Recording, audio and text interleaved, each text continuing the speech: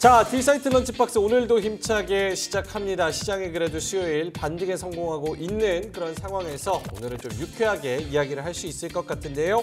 오늘도 알차게 또 준비가 되어 있습니다. 런치 토크에서는요. 많은 분들이 또 관심을 갖고 계신 디스플레이 관련해가지고 이야기를 좀 해보겠습니다. 하반기에는 아이폰 16, 아이폰 16이 또 출시가 본격화되면서 OLED 수출 비중이 역대 최고치를 경신할 것이다. 이런 K-디스플레이에 대한 그런 기대감이 좀 커지고 있는 상황에서 중국이 쫓아오고 있는 상황, 우리 디스플레이와 그리고 주가는 어떻게 되는지 한번 이야기를 좀 나눠보도록 하겠습니다. 불만나는 리포트는 뭐 하나요? 오늘 방산주 한국항공우주에 대해서 다뤄볼 거고요. 네. 또 저의 시작을 끊어줬던 한미반도체 이야기도 열어보려고 합니다. 네. 그리고 애플 관련해서 아까 말씀 주셨는데 오늘 애플과 또 애플 관련주 관련해서 전기전자 산업 이슈까지 좀 알차게 다뤄볼 예정입니다.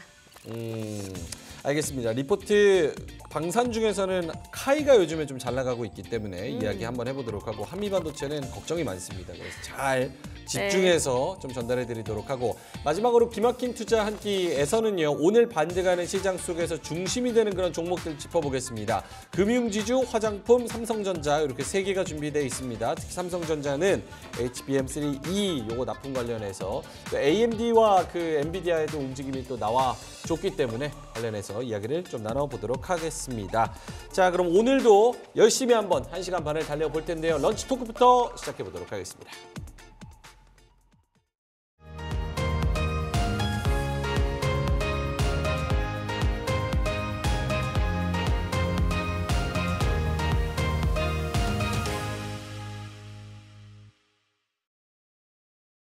자, 오늘 두 분과 나눠볼 대화는요. K-디스플레이 중국 꺾였다. 앞으로는 요 주제에 대해서 이야기를 나눠보겠습니다.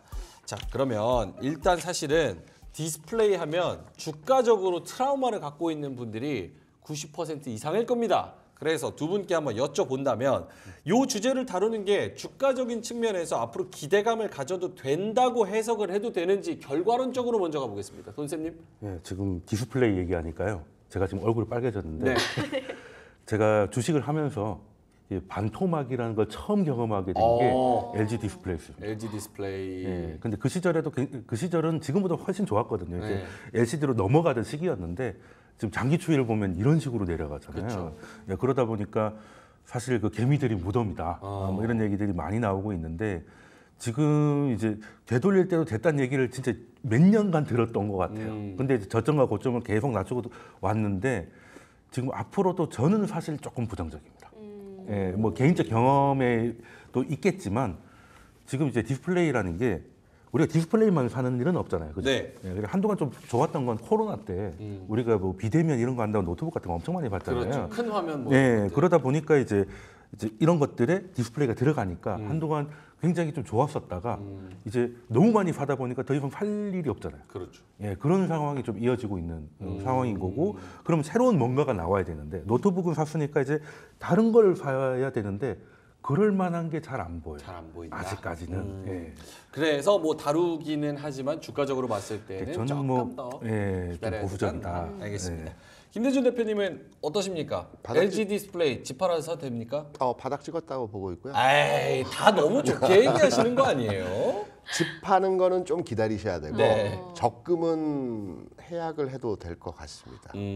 변화의 움직임들이 여러 군데의 모습에서 나타나고 있거든요. 네. 그 부분에 대한 자세한 말씀들은 이제 차차 이제 설명을 드릴 것으로 이제 판단되는데 이제 왜 좋아지는지를 한번 따져보도록 하겠습니다. 주가 측면에서 어쨌든 바닥권인 것은 분명하다라는 그런 입장이신 거고 알겠습니다. 그러면 저희가 요거를 다루는 이유가 K-디스플레이가 결국은 우리가 하이엔드 디스플레이 파는 거 아니겠습니까? 중국은 이제 화면이 아예 안 나오거나 누렇게 뜨거나 혹은 뭐 깨졌거나 이런 디스플레이를 판다면 중국 것도 요즘 많이 좋아졌습니다. 극단적으로 뽕을 조금 한 스푼 넣어서 K-디스플레이는 이제 프리미엄 시장에서 OLED, QLED 뭐 여러 가지가 나오고 있는데 OLED 시장 점유율이 중국보다 11배 앞선 것으로 나타난다. 요 얘기를 좀 해본다면 먼저 말씀해 주실 분은 누굽니까? 일단 저 테이블 하나만 저거 띄워주세요. 2024년 상반기 글로벌 프리미엄 OLED 한중 점유율 보면은 야, 한국이 91.7%를 점유를 하고 있고요. 네. 중국이 8.3%. 이게 바로 원래는 거의 기술력의 뭐, 차이입니다. 네, 한국이 기술력. 다 네. 가지고 기술력의 차이예요. 글로벌 디스플레이 점유율도 우리나라가 더 올라가고 있는 그런 상황인 거고, 그리고 스마트폰, TV, 모니터, 노트북 등등 평균적으로 한국이 92% 가까이 차지하고 있습니다. 요거를 먼저 자신 있게 얘기해 주실 분. 제가 먼저 짧게 좀 네. 설명을 드리면 일단 우리나라 기업들이라고 하면 사실 이게 단점이자 장점이기도 한데 삼성 같은 경우는 예전에 뭐 기획실 같은 게 있었잖아요. 이게 컨트롤 타워 역할을 하면서 지금 당장은 돈이 안 되지만 이제 미래 먹거리를 위해서 이제 뚝심 있게 가는 그런 것들이 좀 가능했단 말이죠. 지금 올레드 같은 경우도 물론 LG가 대표되고 있지만 삼성이 이제 올레드를 해온 것도 사실 그 예전에 이게 LCD 시절에 올레드에 대해서 거부감이 굉장히 많았거든요. 왜냐하면 너무 비싸니까. 너무 비싸고 기술도 좀 쉽지 않았어요. 제가 이제 결혼할 때 2016년에 올레드 TV를 샀는데요. 그때 가격이 65인치가 700만 원 있었습니다. 우와. 네, 700만 원 했는데 결과적으로 패널을 3번 바꿨어요. 오, 왜요? 그러니까 그 고장나서? 시절만 하더라도 그 기술이 네. 좀 지금 같지 않았던 것 같아요. 아니면 제가 뭐 뽑기 운이 나빴을 수도 있는데 네. 한 번은 화면이 다 나갔고 한 번은 화면이 반이 나갔고 뭐 이런 식으로 해가지고 결국 예. 세 번 다 이렇게 바꾸게 됐었는데 이것도 사실 그 삼성이 여기까지 끌고 오면서 이제 뚝심 있게 왔기 때문에 시장이 10년 이후에 개화된 거거든요. 네. 그러다 보니까 이런 결과가 나오는 것인데 지금 현재의 우리나라 기업들의 모습에서는 이제 그런 거는 조금 찾아보기가 좀 힘들어요. 지금 당장의 단기 순이익에 좀 집착하는 모습 같은 것들도 없잖아요. 이게 좋게 말하면 이제 전문 경영인 체제인데 이게 나쁘게 얘기하면 그룹의 먼 미래까지 생각하는 사람이 지금 별로 없지 잘 않나. 없죠. 예, 그리고 지금은 돈이 안 돼도 뭔가 이걸 해야 된다. 이런 것들에 대한 이야기가 특히 디스플레이 쪽에서는 잘 안 나와요. 예, 그래서 저는 조금 장기적으로는 부정적인데 단기적으로는 이제 AI 관련해 가지고 디바이스들이 많이 바뀌니까 거기에 들어가는 이제 그 납품은 좀 늘지 않을까. 그러니까 프리미엄 디스플레이가 우리나라가 지금 당장은 잘하는데 중국이 쫓아오는 건 시간 문제이기 때문에 그 그렇죠. 부분에서 네. 뭔가 전략이 있어야 되는데 그렇죠. 잘 전략의 보이진 부재다. 않는다. 네. 김대중 대표님은 어떠십니까? 우리나라 디스플레이 관련해서. 디스플레이 산업을 이해하기 위해서는 수출에 대한 이해를 먼저 해야 될 겁니다. 네. 우리나라에 이제 5대 수출 품목이 있지 않습니까? 네. 뭐 가장 잘 아시는 반도체가 1,000억 불 이상 하고 있고요. 네. 올해는 한 1,200억 불 할 것 같습니다. 자동차. 1, 2는 뭐 독보적입니다. 3위가 이제 석유화학이고. 석유화학. 네, 그리고 4위는 철강, 조선, 디스플레이. 그러니까 무슨 말이냐면 4, 5, 6위는 서로 5위 내에 들어갔다 나왔다 합니다. 네. 금액적으로 이제 한번 말씀을 드려보게 되면 반도체가 한 1,200불 정도 하고 있고요. 연간 단위로 자동차가 지난해 굉장히 호실적으로 발표하면서 1,000억 불 정도 하고 있습니다. 네. 그리고 석유화학이 한 400억 불 정도 하고 있고요. 조선이 최근에 좋아지고 있죠. 네. 200억 불 정도 하고 있습니다. 그러면 디스플레이, 가전 포함해서 과연 얼마 정도의 수출이 진행이 되고 있는지를 말씀드리면 네.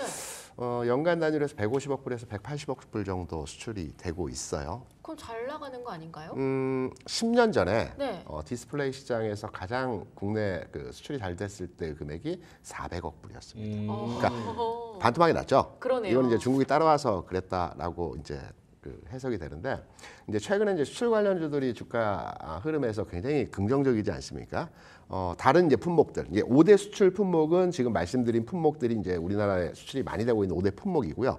뭐 그 이외의 수출 품목들의 최근에 주가가 강했던 내용들을 보게 되면 전력기기 업종 최근에 강했죠. 네. 지난해 150억 불 수출했습니다. 이 150억 불이 왜 의미가 있느냐면 기존까지는 100억 불 이하였어요. 네. 굉장히 폭발적인 성장을 보였고요. 그러네요. 음식료점도 60억 불, 화장품도 한 60억 불 정도 수출을 하고 있습니다. 그러면 우리가 오늘 디스플레이 얘기를 해야 되니까 네. 디스플레이에 딱 국한해서 디스플레이의 수출과 앞으로 전망이 어떠할지에 대한 내용들을 판단해 보게 되면 제가 LG 디스플레이의 주가를 보게 되면 디스플레이 시장의 전망과 흐름을 읽어낼 수 있을 겁니다.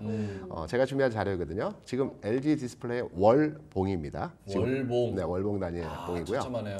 2000년 초 중반까지만 하더라도 우리나라가 이제 디스플레이 시장에서 LCD 부분이죠. 네. 전 세계 시장에서의 80%를 점유를 했어요. 그러니까 그 당시에도 중국이 일부 따라오긴 했지만 전체 시장에서의 대다수 시장에서의 그 물량을 국내에서 다 생산했거든요. 네. 이 당시 LG 디스플레이 주가 굉장히 좋았습니다. 4만 원, 5만 원, 6만 원 여기서 왔다 갔다 했거든요. 그런데 이제 기술력이 그렇게 높지 않다 보니까 중국이 계속 따라오는 상황에서의 흐름들이 진행됐고요. 네. 2013, 14년을 기점으로 해서 점유율 자체가 이제 점점 약화되고 공장도 중국으로 다 이전하는 과정에서 지금 현재 LCD 관련 부분에서의 시장 점유율을 보게 되면 중국이 우리나라를 앞섰습니다. 중국이 한 50% 수준 이상을 점유하고 있고요. 네. 우리는 LCD 부분은 한 35% 부분을 점유하고 있어요. 이 부분에 대한 이유는 중국이 따라와서도 있겠지만 마진율이 그렇게 많이 남지 않는 장사입니다. 마진율이 남지 않는 수익이 그렇게 많이 남지 않아요. 그래서 중국 공장 기반으로 해서 이제 생산 시설을 다 옮기면서 중국이 여기다 기술력을 확보하고 중국이 이제 점유율을 늘렸는데요. 오늘 우리가 이제 디스플레이 시장에 대한 긍정적인 뷰로의 시장을 판단하는 근거는 OLED입니다. OLED. OLED 좀 전에 우리 앵커 분께서도 말씀해 주셨지만 지금 네. 현재 90% 이상을 우리나라 독점하고 있거든요. 네. 그런데 여기에 이제 시장이 이제 태동기이기 때문에 전체 OLED 부분이 그 디스플레이 시장에서 차지하는 비중이 한 10% 내외입니다. 아직은. 그러니까 전체 디스플레이가 100이라고 치면 OLED가 성장은 하고 있는데 아직은 태동기 시점에서의 포지션을 점하고 있거든요. 아직 작습니다. 근데 이게 점점 커지고 있는 시장이거든요. 그래서 디스플레이 관련된 업종의 주가 또한 최근까지 해서 앞서 말씀드린 대로 중국과의 경쟁 구도에서 조금 밀렸기 때문에 주가 상황에서의 흐름도 계속해서 하락 과정에서의 모습이 진행됐지만 이제 새로운 모멘텀이 만들어지고 있거든요. 이 부분이 지난해에서부터 OLED 수출과 뭐 국내에서의 시장 기술력을 가지고 계속 진화하는 형태에서의 모습이기 때문에 여기에 기대를 해봐도 된다는 OLED에 특화해서 앞으로 주가에 대한 전망치도 긍정적으로 판단되는 지표로의 해석이 가능하다고 보고 있습니다. 디스플레이 관련된 수출 그리고 디스플레이의 미래 전략 이런 부분에서 말씀을 또 해 주셨습니다. 아까 여기 은주님께서 돈쌤님 데프콘 약간 닮았죠? 얘기 많이 말씀하셨는데 데프콘 이런 훨씬 잘생기셨죠. 디스플레이를 아이고, 좀 갑자기 조정해 보시면 좋을 것 같습니다. 올레드면 차이를 느끼실 수도. 어떻게? 올레드라면 올레드면 훨씬 낫죠. 데프콘의 본명이 어떻게 되는지 아십니까? 대준이 아니에요? 맞습니다. 네, 정대준 맞습니다. 씨. 김대준 대표님과 대준이와 대준이 생각도 생긴 못했어요. 거와 이름이 각각 조금씩 비슷하고. 대표는 이쪽이 닮았는데 대준이는 이쪽이고. 네. 알겠습니다. 자, 어쨌든 간에 요거 한번 여쭤볼게요. 근데 OLED 시장이 지금 아직은 조그맣다라고 말씀을 해주셨는데 4차 산업혁명의 시대 아닙니까? 그렇죠. AI 들어오고 로봇 들어오고 자동차, 전기차, 미래차 늘어나고 이러면은 디스플레이 지금 막 떡칠되고 그렇게 되면 기술력을 갖고 있는 우리나라 그리고 OLED 그리고 OLED를 넘어서 여의도 CGV 가보셨어요? 거기에 CGV의 유리가 네. 투명 디스플레이잖아요. 네, 맞습니다. 그래서 디스플레이인데 투명해요. 유리예요. 네. 약간 이런 것처럼 우리나라의 기술력을 더 뽐내고 수출이 더 증가하고 더 잘 될 수 있는 그런 시대가 더 많이 와서 긍정적이라고 봐야 되지 않을까? 저는 일단 그런 것들만 보면 긍정적이긴 한데 우리나라 디스플레이 산업의 특징이 뭐냐면요. 특징. 네, 일단 큰 걸 잘 만듭니다. 그러니까 취사병 친구 같은 거죠. 라면을 끓여달라고 했더니 300인분 이하는 못 끓이는 네. 그런 상황이 좀 된 건데 왜 그러냐면 일단 우리나라 같은 경우는 뭐 HP라든가 이렇게 대형 고객사들한테 소품종으로 많이 다량 납품을 하는 구조였어요. 근데 대만이나 중국 같은 경우는 품종이 엄청 많고 조금씩 공급하는 거죠. 그리고 이제 그 올레드 같은 경우는 자체 발광이지 않습니까? 그래서 뒤에서 빛을 쏴주지 않아도 스스로 빛을 내기 때문에 그것 때문에 TV에서는 굉장히 좋은 게 음부보다 이 어두운 부분의 그 표현이 좋긴 좋아요. 그래서 영화가 주로 좀 어둡잖아요. 네. 그 영화 보긴 좋습니다. 근데 문제는 요즘에 이제 TV를 잘 안 보지 않습니까? TV 안 봐요. 네, 그렇지. 그리고 보통 넷플릭스를 봐도 폰이나 이런 걸로 보지 대형 OLED TV로 잘 보는 사람이 별로 없고 보시는 분들은 좀 어르신들이라 그 차이를 느낄 수가 없어요. 아 그리고 요즘 빔 프로젝터도 많이 쓰더라고요. 그렇죠. 오히려. 네, 또 알리에서는 또 엄청나게 싸게 나온 게 있습니다. 2만 또 5천 원인데 알리테브. 이제 천정을 이렇게 만들어줘. 근데 이제 제가 말씀드리고 얼마요? 25,000원. 25,000원. 싸게 쿠팡에서 보시네요. 하면 17만 원 정도 하고요. 진짜 싸게 사네요. 근데 그래서요. 조정은 이제 손으로 해야 됩니다. 알겠습니다. 네. 근데 문제는 뭐가냐면 예전에 그 구글 글라스 같은 거 나온 거 있잖아요. 구글 글래스. 네. 근데 지금 제가 준비한 거 보면 네. 예전에 드래곤볼에 보면 네. 전투력 나오는 거 있잖아요. 아, 네, 맞아요. 스카우터. 있어요. 네, 스카우터 나오는데 그게 이제 AR, XR이거든요. 그게 가장 기본인데 맞네요. 우리가 디스플레이가 한때 잘 나갔던 시절을 생각하면 스마트폰이 들어와서 뭐 내비게이션, 디지털 카메라 이런 것들을 한 화면에 합칠 때 잘했어요. 그죠? 네. 다음 화면 주시면 다음 사진 보여주세요. 드래곤볼 스카우트입니다. 이게 왜 중요하냐면 그때는 약간 실패했던 게 네. 신기하다 하고 말았잖아요. 네. 네. 실패했던 이유가 쓸데가 없는 거예요. 그러니까 그러니까 뭐가 뜨긴 뜨는데 이걸 뭐 전투력밖에 조작하기도 어렵고. 근데 이제는 AI가 되기 때문에 예전에 많은 기계들, 뭐 전자사전 이런 것들이 폰 하나로 합쳐졌잖아요. 그래서 폰 디스플레이만 잘 만들고 폰을 만드는 회사들은 대형사니까 거기 납품을 하면은 우리 디스플레이 산업은 괜찮은 거였어요. 그렇죠. 그리고 TV 팔고 노트북 팔고 그렇죠. 이러면 되는 거였는데 이제는 디스플레이가 수요가 나온 게 이런 것들이에요. 작은 것들. 작은 것들. 그리고 이제는 여기에서 해도 손이 편해지는 거예요. 그러네요. 그러니까 예전에 예를 들어 지금 손오공하고 싸워야 되는데 네. 전투력을 봐야 되잖아요. 전투력 봐야죠. 근데 거기서 뭐 전투력 검색하면은 그 사이 공격받을 수 있잖아요. 네이버 지식. 네, 해가지고 얘 전투력 얼마나 돼요 네. 이렇게 하면 그 사이에 맞는 거잖아요. 네. 근데 여기 숫자가 바로 뜨면은 굉장히 직관적이잖아요. 그러면 여기 딱 한 번 누르잖아요. 그렇죠. 스카우터 한 번만 깨우면 그때부터 말로 되는 거잖아요. 말로 되죠. 그게 지금 AR, XR이거든요. 그래서 AI가 예전에는 이제 한 번 보였다가 뭐 그 별로던데라고 했고 하다못해 애플도 그 이번에 비전 만들었다가 예전 같지 않았잖아요. 근데 그건 이제 컨텐츠 준비 미비였다고 보고 그래서 디스플레이는 이제는 올레드가 좋은 게 요즘 많이 쓰이는 데가 어디냐면 의외로 군사용으로 많이 씁니다. 군사용이요? 뭐 헬기나 이런 거 할 때 여기 정보가 여기 뜨는 거죠. 우리 운전할 때도 이렇게 보는 것보다는 화면에 바로 뜨는 게 좋잖아요. 네. HUD. 네, 허드 같은 거 그런 것들이 우리한테도 이게 되면 이제 폰은 이제 주머니에 넣고 손이 자유로워지는 거예요. 그러니까 하나의 디바이스가 돼서 이제 이게 점점점 커지고 해상도가 좋아지면 이제는 폰은 오히려 작아지고 이런 식으로 갈 수 있는데 문제는 이렇게 되면 대형 화면이 필요 없다는 거예요. 그렇네요. 그런데 우리는 대형 화면과 대형 화면을 주로 하는 대형 업체들하고 주로 거래해오는 산업 구조를 갖고 있기 때문에 이거 큰일 났네. 이게 조금 불리하다는 거죠. 이게 점점 작아진다는 거거든요. 그래서 김대준 대표님, 네. 이거 어떡합니까? 이게 디스플레이 굉장히 좋고 바닥 찍었다 그러는데 지금 얘기를 들어보니까 네. 진짜 큰 화면은 작아지고 그쵸. 오히려 큰 화면을 대형 화면을 보고 싶으면 영화관에 가거나 네. 혹은 뭐 대형 TV가 아예 띄워버리든지. 어딜 네. 가거나 네. 그러니까 다들 디스플레이가 엄청 조그매지는 거에 있어서 디스플레이 업계 자체가 이거 팔아서 뭐 남겠어 이런 생각이 들긴 하는데. 두 분께서 두 가지 논점을 말씀해 주셨거든요. 네. 우리 앵커는 4차 산업에 대한 말씀을 해주셨고 네. 우리 돈쌤은 이제 디스플레이 소형화에 대해서 말씀을 해주셨는데 제가 그 두 가지 논점을 철저하게 깨버립니다. 보겠습니다. 첫 번째 4차 산업에 대해서 말씀드리면 네. 우리가 주식을 투자할 때 가치주를 투자하고자 한다면 앞서 말씀드린 수출 품목 5대 수출 품목에 대한 투자를 해야 됩니다. 뭐 반도체, 자동차, 석유화학, 철강, 조선, 디스플레이 이게 이제 가치주 섹터이고요. 우리가 이제 4차 산업에 대한 투자를 할 때는 성장 섹터라고 보통 얘기를 합니다. 우리가 4차 산업이라고 하면 네 가지 산업으로 얘기를 하거든요. AI, 네. 인공지능이죠. 자율주행, 그다음에 통신, 그다음에 사물 인터넷입니다. 자율주행에는 당연히 전기차가 기반이 돼야 되고 여기 2차 전지가 들어가는 거고요. 이게 이제 4차 산업입니다. 네. 디스플레이는 여기 이제 4차 산업 개념을 말씀드렸고요. 우리 돈쌤이 말씀하신 이제 대형화에 대해서 말씀을 해주셨는데 네. 디스플레이가 가장 크게 대형화되어 있는 국내 시설물은 저기 영종도에 있는 인스파이어에 가시면 그 디스플레이가 돔으로 되어 있습니다.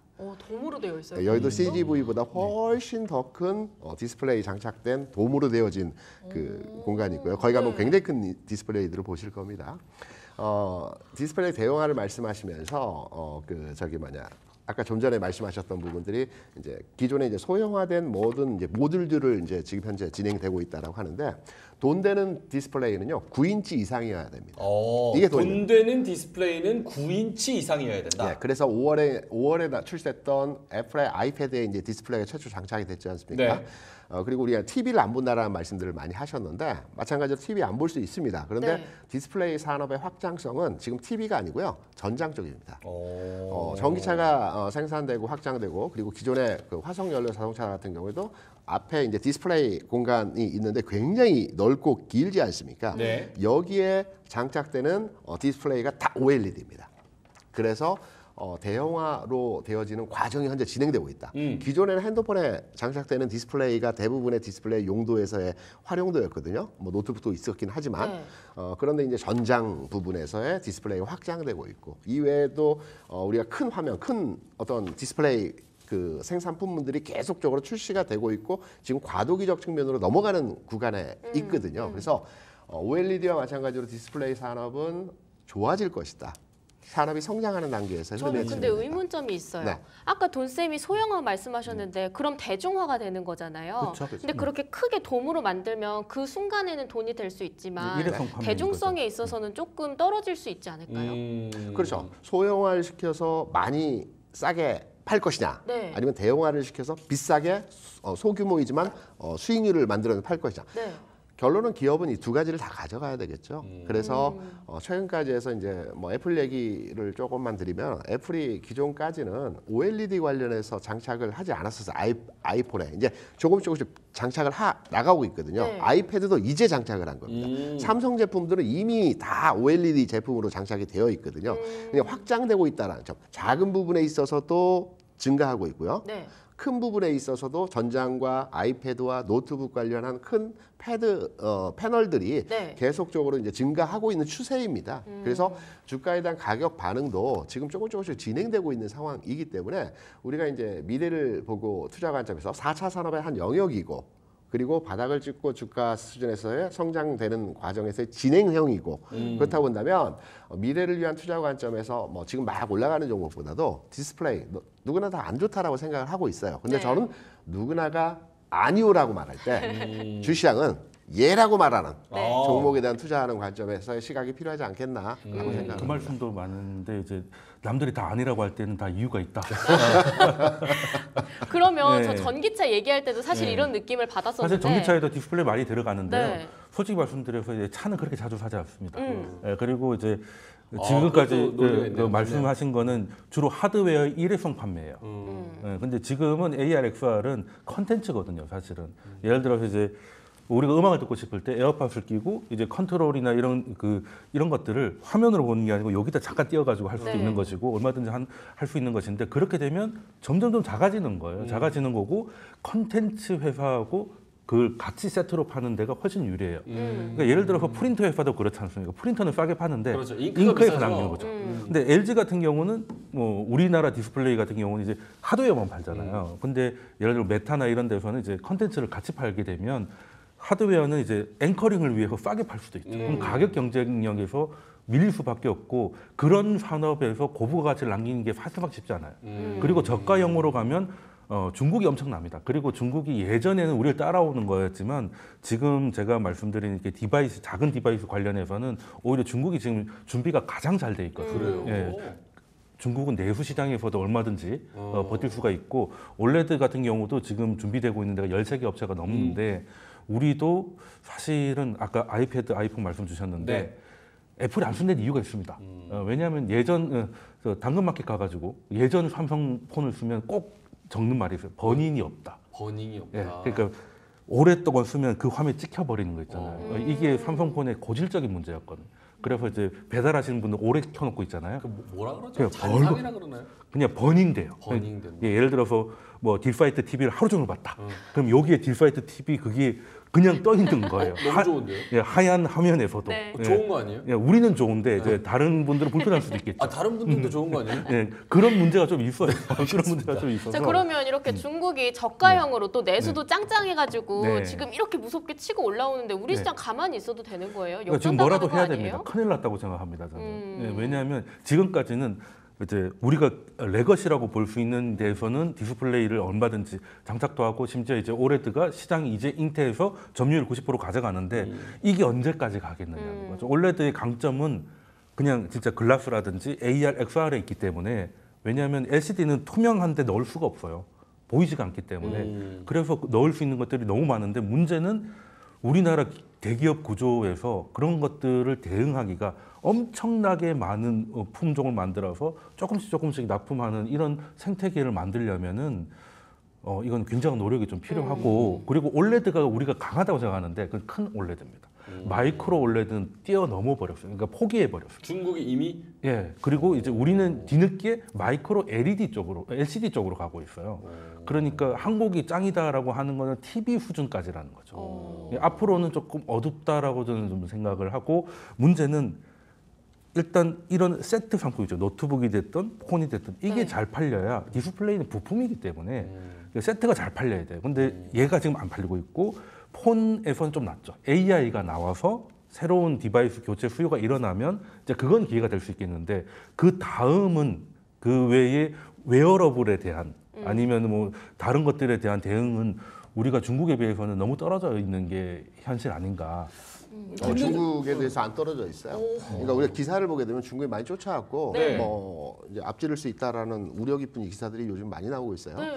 그런데 이제 최근에 이제 제 플립 관련, 그러니까 휴대폰 관련해서 중국이 화웨이 제품이 삼성을 따라잡았다, 뭐 메이트 넘어섰다, 60. 뭐 그런 얘기들 많이 나왔습니다. 그거는 뭐냐면 신제품이 출시되는 시기에 판매가 증대되거든요. 그러니까 삼성이 올 초에 그 신제품 출시했고 얼마 전에 신제품 출시했지 않습니까? 그 중간 단계에서 빈집 처리를 중국이 했던 거고 중국이 OLED와 LCD 부분에서 최근에 우리나라를 따라잡는 수준에서의 뭐 증가 추세가 나오고 있다라는 것은 다른 의미가 아니고요. 그 신제품이 나오기 전 단계에서의 중간 단계에서 중국 내 수출이 아니에요. 중국 내 자국 내에 대한 상품 증가 추세로 인해서 일부 점유율이 올라갔던 부분들입니다. 그래서 국내 같은 경우에 신제품 나오고 이번에 새로운 제품에 대한 출시 이후에 생산 증대가 되는 과정에서 네. 다시 역전되면서 우리가 월등한 주의에서의 OLED 부분에서의 자리매김을 할 것 같습니다. 우려하지 않아도 될 것 같습니다. 요 그 부분은. 부분은 좀 레거시 부분이 아닐까 하는 거 저는 좀 네. 미래를 보는 거고요. 그냥 5년, 10년 후를 봤을 때 한국 디스플레이는 굉장히 좀 축소될 가능성이 전 높다고 보고 네. 저도 두 분 의견에 다 각각 동의하는 부분은 있는데 네. 사실 근데 여기 디스플레이 우리나라 업계에 있는 분들도 고민이 많은 게 네. 이게 앞으로 봤을 때 돈이 엄청 막 될 것 같지도 않은데 기술력 때문에 R&D를 무작정 때려붓기도 그렇고 네. 지금 인력난 때문에 반도체 인력의 10분의 1도 안 되고 여기에 일하려고도 하지도 않는다. 그리고 중국에서 고임금을 주면서 우리나라 좀 좋은 디스플레이 기술력을 가지고 있는 기술자들은 다 빼간다. 네. 이거 우리가 어떻게 하냐. 이런 부분에서 기업들도 대기업들도 그룹의 순위가 있잖아요. 그 안에서 우선순위가 있는데 반도체 있고 뭐 그다음에 자동차 있고 그룹사 내에서도 순위가 있는데 디스플레이 그래 너네는 그냥 하던 거 열심히 해라. 약간 이런 분위기니까 이걸 앞으로 뭐 어떻게 해야 되나요? 안에 있는 분들도 답이 없는 상황에서 뭘 해야 됩니까? 그래서 제가 이제 큰일 났다고 말씀드린 게 할 수 있는 게 리더십의 없다. 부재예요. 리더십의 부재예요. 그러니까 예를 들어서 디스플레이는 부품이에요. 네. 그래서 그 뭔가 세트가 돼야 됩니다. 그러니까 완성된 우리가 살 수 있는 예전에 없었던 새로운 세트가 나와야 되고 상품이 나와야 되고 그 상품에는 컨텐츠가 녹아 들어가야 돼요. 근데 이거를 부품사에서 할 수 있는 게 아닙니다. 우리나라는 지금 계열화돼 있잖아요. 삼성은 삼성 디스플레이, LG는 LG전자 아래에 뭐 아래라고 표현하긴 그렇지만 계열사로 디스플레이가 있고 이렇게 그 각각도 단기 순이익에 쫓기고 있고 이런 상황이다 보니까 전체 산업을 보고 갈 수가 없는 상황인데 그래도 만약에 투자자 입장에서 제가 팁을 좀 드리고 싶으면 지금 마이크로 LED나 마이크로 OLED 쪽으로 관심이 집중되고 AI 관련해서 지금 디바이스 교체 수요가 분명히 있기 때문에 마이크로에 들어가면 그 디스플레이의 생산 공정도 거의 반도체 수준까지 들어가요.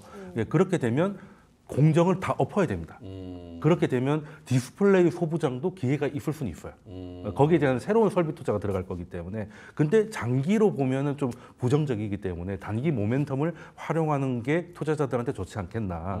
그리고 저는 그 디스플레이에 있어서 한국에 우월한 건 분명하나 거기 안주해서는 안 되고 그리고 다음 시장을 봤을 때는 이제 더 이상 우월하지도 않다. 그러니까 내연 기관에서 잘 나갔다고 해서 전기차에서 우월하다고 볼 수는 없는 거잖아요. 그렇죠. 그래서 저는 조금 부정적입니다. 네. 김재준 대표님 마지막으로 반박하신다면. 첨언을 드리면은 네. 우리가 이제 LCD 분야에 있어서 2004년에 우리가 시장을 선도했고 10년간 쉽게 말해서 뽑아 먹었거든요. 네. 그리고 중국에 내줬습니다. 네. OLED도 마찬가지입니다. 지금부터 10년간 뽑아먹고 10년 이후에 중국에 내주면 되는 겁니다. 산업의 어떤 절대적인 기술력을 가지고 있는 것이 아니기 때문에 추월에 오면 어느 정도의 시장 확보를 하고 그다음부터 다음 기술로 넘어가는 과정이 있다라고 생각되기 때문에 OLED 분야에 있어서는 최근에 흐름과 전체적인 앞으로 전망 자체는 굉장히 긍정적으로 보고 있습니다.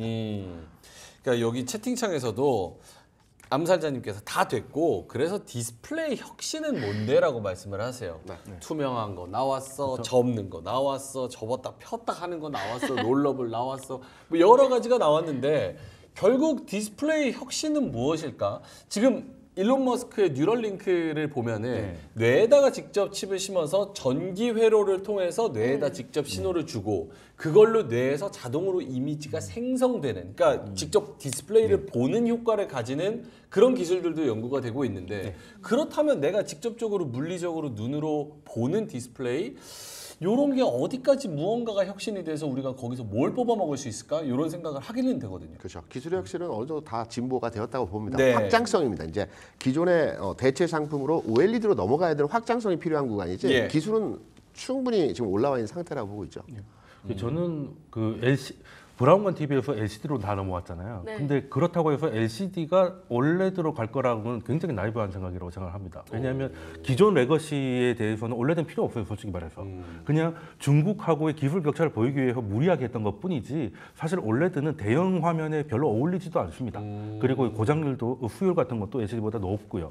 그리고 그나마 그 아까 말씀드렸던 영화에서나 음보 표현이라든지 이런 것들을 약간 디테일 차이지 그것 때문에 2배 넘는 가격을 내는 거에서는 이제 저항감이 굉장히 크고 그래서 OLED는 저는 OLED 혁신이 디스플레이 혁신이 뭐냐면 두 손을 자유롭게 하는 겁니다. 그러니까 눈도 고정되지 않고 손도 고정되지 않게 그게 뭐 글라스가 됐던 어떤 형태가 됐던 이제 우리를 좀 자유롭게 만드는 게 혁신인데 여기서 OLED고 그래서 소형화 그리고 AI의 결합, 컨텐츠의 결합이 될 수 있는 게 혁명이다라고 생각을 그 가전 섹터 가봐도 네. TV 딱 나오고 이렇게 돼 있잖아요. 전시돼 있잖아요. 근데 와 TV 진짜 좋다 하고 가격 보면 2천만 원, 맞아요. 3천만 원. 네, 그렇죠. 아 이거 누가 사지? 약간 이런 사봐라. 생각이. 약간 이런 느낌이잖아요. 그래서 두 분의 말씀을 다 이해를 하는데 산업적으로도 이런 고민이 있고 또 우리가 이걸 놓을 수도 없는 상황이어서 그럼요. 아 이거 어떻게 해야 되지라는 고민이 좀 되는 것 같습니다. 요거 한번 띄워주실까요? 삼성 디스플레이 2023 매출 절반 애플이 있는 미국에서 나왔다. LG 디스플레이 영업이익 요거 흑자 전환된 거 그래프 좀 한번 띄워주시면 PPT 자료 네 번째 건데요. 2023년 1분기, 2분기, 3분기 지나서 1조 영업적자, 8천억 영업적자, 6천억 영업적자. 그러다 4분기 잠깐 흑자 전환했고 다시 2024년 1분기 5천억 적자, 2분기 1천억 적자. 그러니까 지금 LG 디스플레이도 죽을 맛입니다. 딴 데서 열심히 소위 맨징을 하고 있는 그런 상황에서 요거를 그 주가나 아니면 주식 관점에서 봤을 때 LG 디스플레이 혹은 그런 관련된 하청 업체, 1차, 2차 벤더 업체 요런 데를 투자를 굳이 하자면은 어디서 해야 되고 만약에 뭐 조심하자면 어떤 걸 해야 될까? 김대준 대표님부터. LG 디스플레이 지금 사도 되고요. 네. 긍정적으로 보고 있어요. 두 가지 이유거든요. 저 적자 보면 사기 힘들 것 같아요. 아닙니다. 아니에요? 바뀝니다. 왜냐하면 첫 번째는 네. 올 초에 그 대표이사 변경이 됐습니다. 네. 지금 오신 대표이사가 어디서 오셨냐면은 LG 이노텍 대표이사가 LG 디스플레이로 왔어요. 오. 이분이 회사를 살리는 데 있어 흑자로 전환시키는데 아주 탁월한 감각이 있어요. 그래서 한번 믿어보고 좀 더 지켜봐야 된다는 부분이고요. LG 디스플레이 같은 거 올 초에 또 유상증자 1조 5천억 정도 했지 않습니까? 이 부분을 OLED 부분에 투자한다는 거예요. 투자하고 투자 성과가 나오는데 약간의 시간이 필요합니다. 뭐 3, 4개월, 5, 6개월, 7, 8개월 이 정도 필요하거든요. 그렇다고 하면 LG 디스플레이의 지금 현재 수준에서의 상황은 적자이지만 충분하게 전환될 수 있는 모멘텀들을 가지고 있다. 그래서 긍정적으로 보이고 지금의 주가 상황은 굉장히 매력적이다. 이렇게 판단하죠. 그러면 디스플레이 쪽에서 탑픽은 LG 디스플레이. 당연합니다. 와 그래요? 삼성 디스플레이는 또 뭐 잘한다 하는데 거기는 또 상장사가 저는 또 뭐 아니니까. 디스플레이 붙은 건 일단은 거르고 봐야 된다고 생각하고요. 공동묘지도 이런 공동묘지가 없습니다. 두분 오늘 불꽃 튄다는 네. 찬이님의 의견이 아니에요. 있습니다. 왜냐하면 네. 이게 그 과거가 지금보다 훨씬 좋은 상황이었음에도 불구하고 그리고 제가 투자를 하면서 이제 하나의 진리로 받아들이고 있는 것이 중국 공산당이 목숨 걸고 뛰어드는 산업에는 절대 투자를 하면 안 되는 거거든요. 왜냐하면 거기는 마진을 볼 생각이 없어요. 당이 시키면 하는 거기 때문에 대표적인 게 디스플레이고 태양광이고 뭐 그리고 2차 전지도 위험한 것이죠.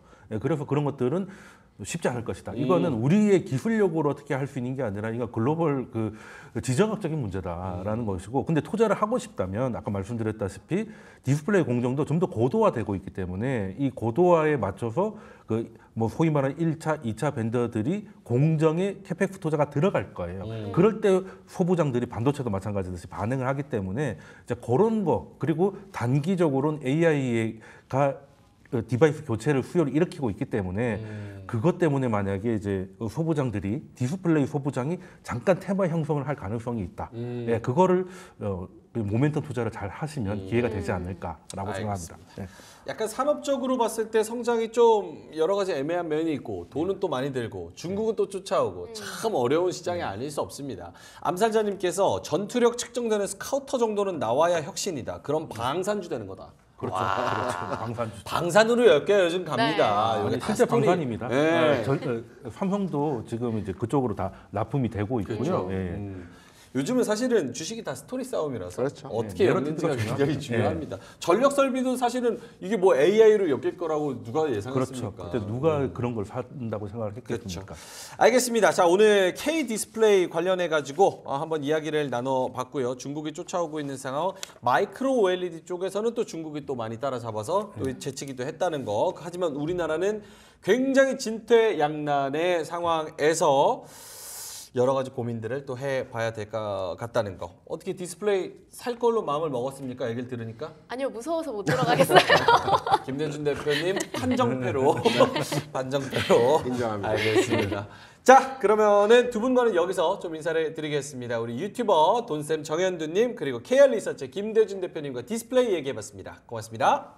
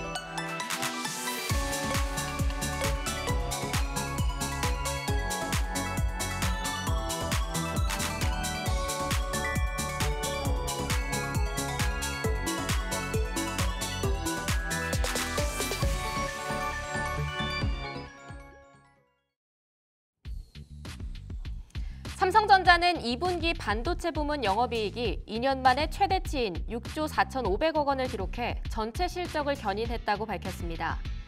하나 에어로스페이스는 지난 2분기 영업이익이 3,588억 원으로 전년 동기 대비 356.5% 증가해 분기 기준 역대 최대 실적을 기록했다고 밝혔습니다.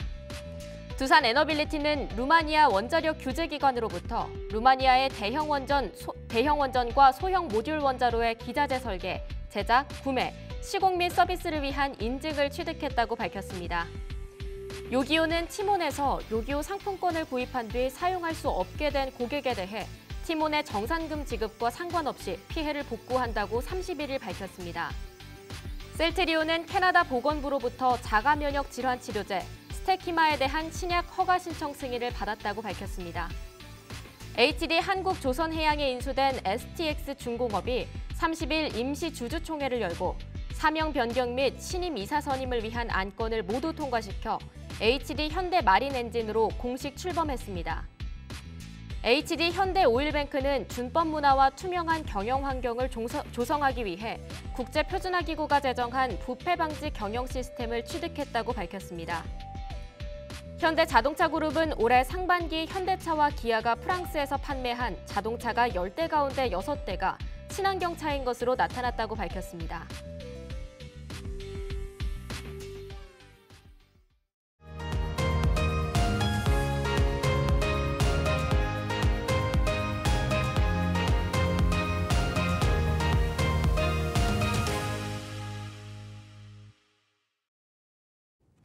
오늘 준비된 리포트 함께 살펴보시죠. 종목 이야기부터 산업 관련 이슈까지 알차게 준비되어 있는데요. 미래에셋증권에서 나온 한국항공우주 소식, BNK 투자증권에서 다룬 한미반도체 이야기, 또 한국투자증권에서 정리한 전기전자 산업 이슈까지 다뤄봅니다.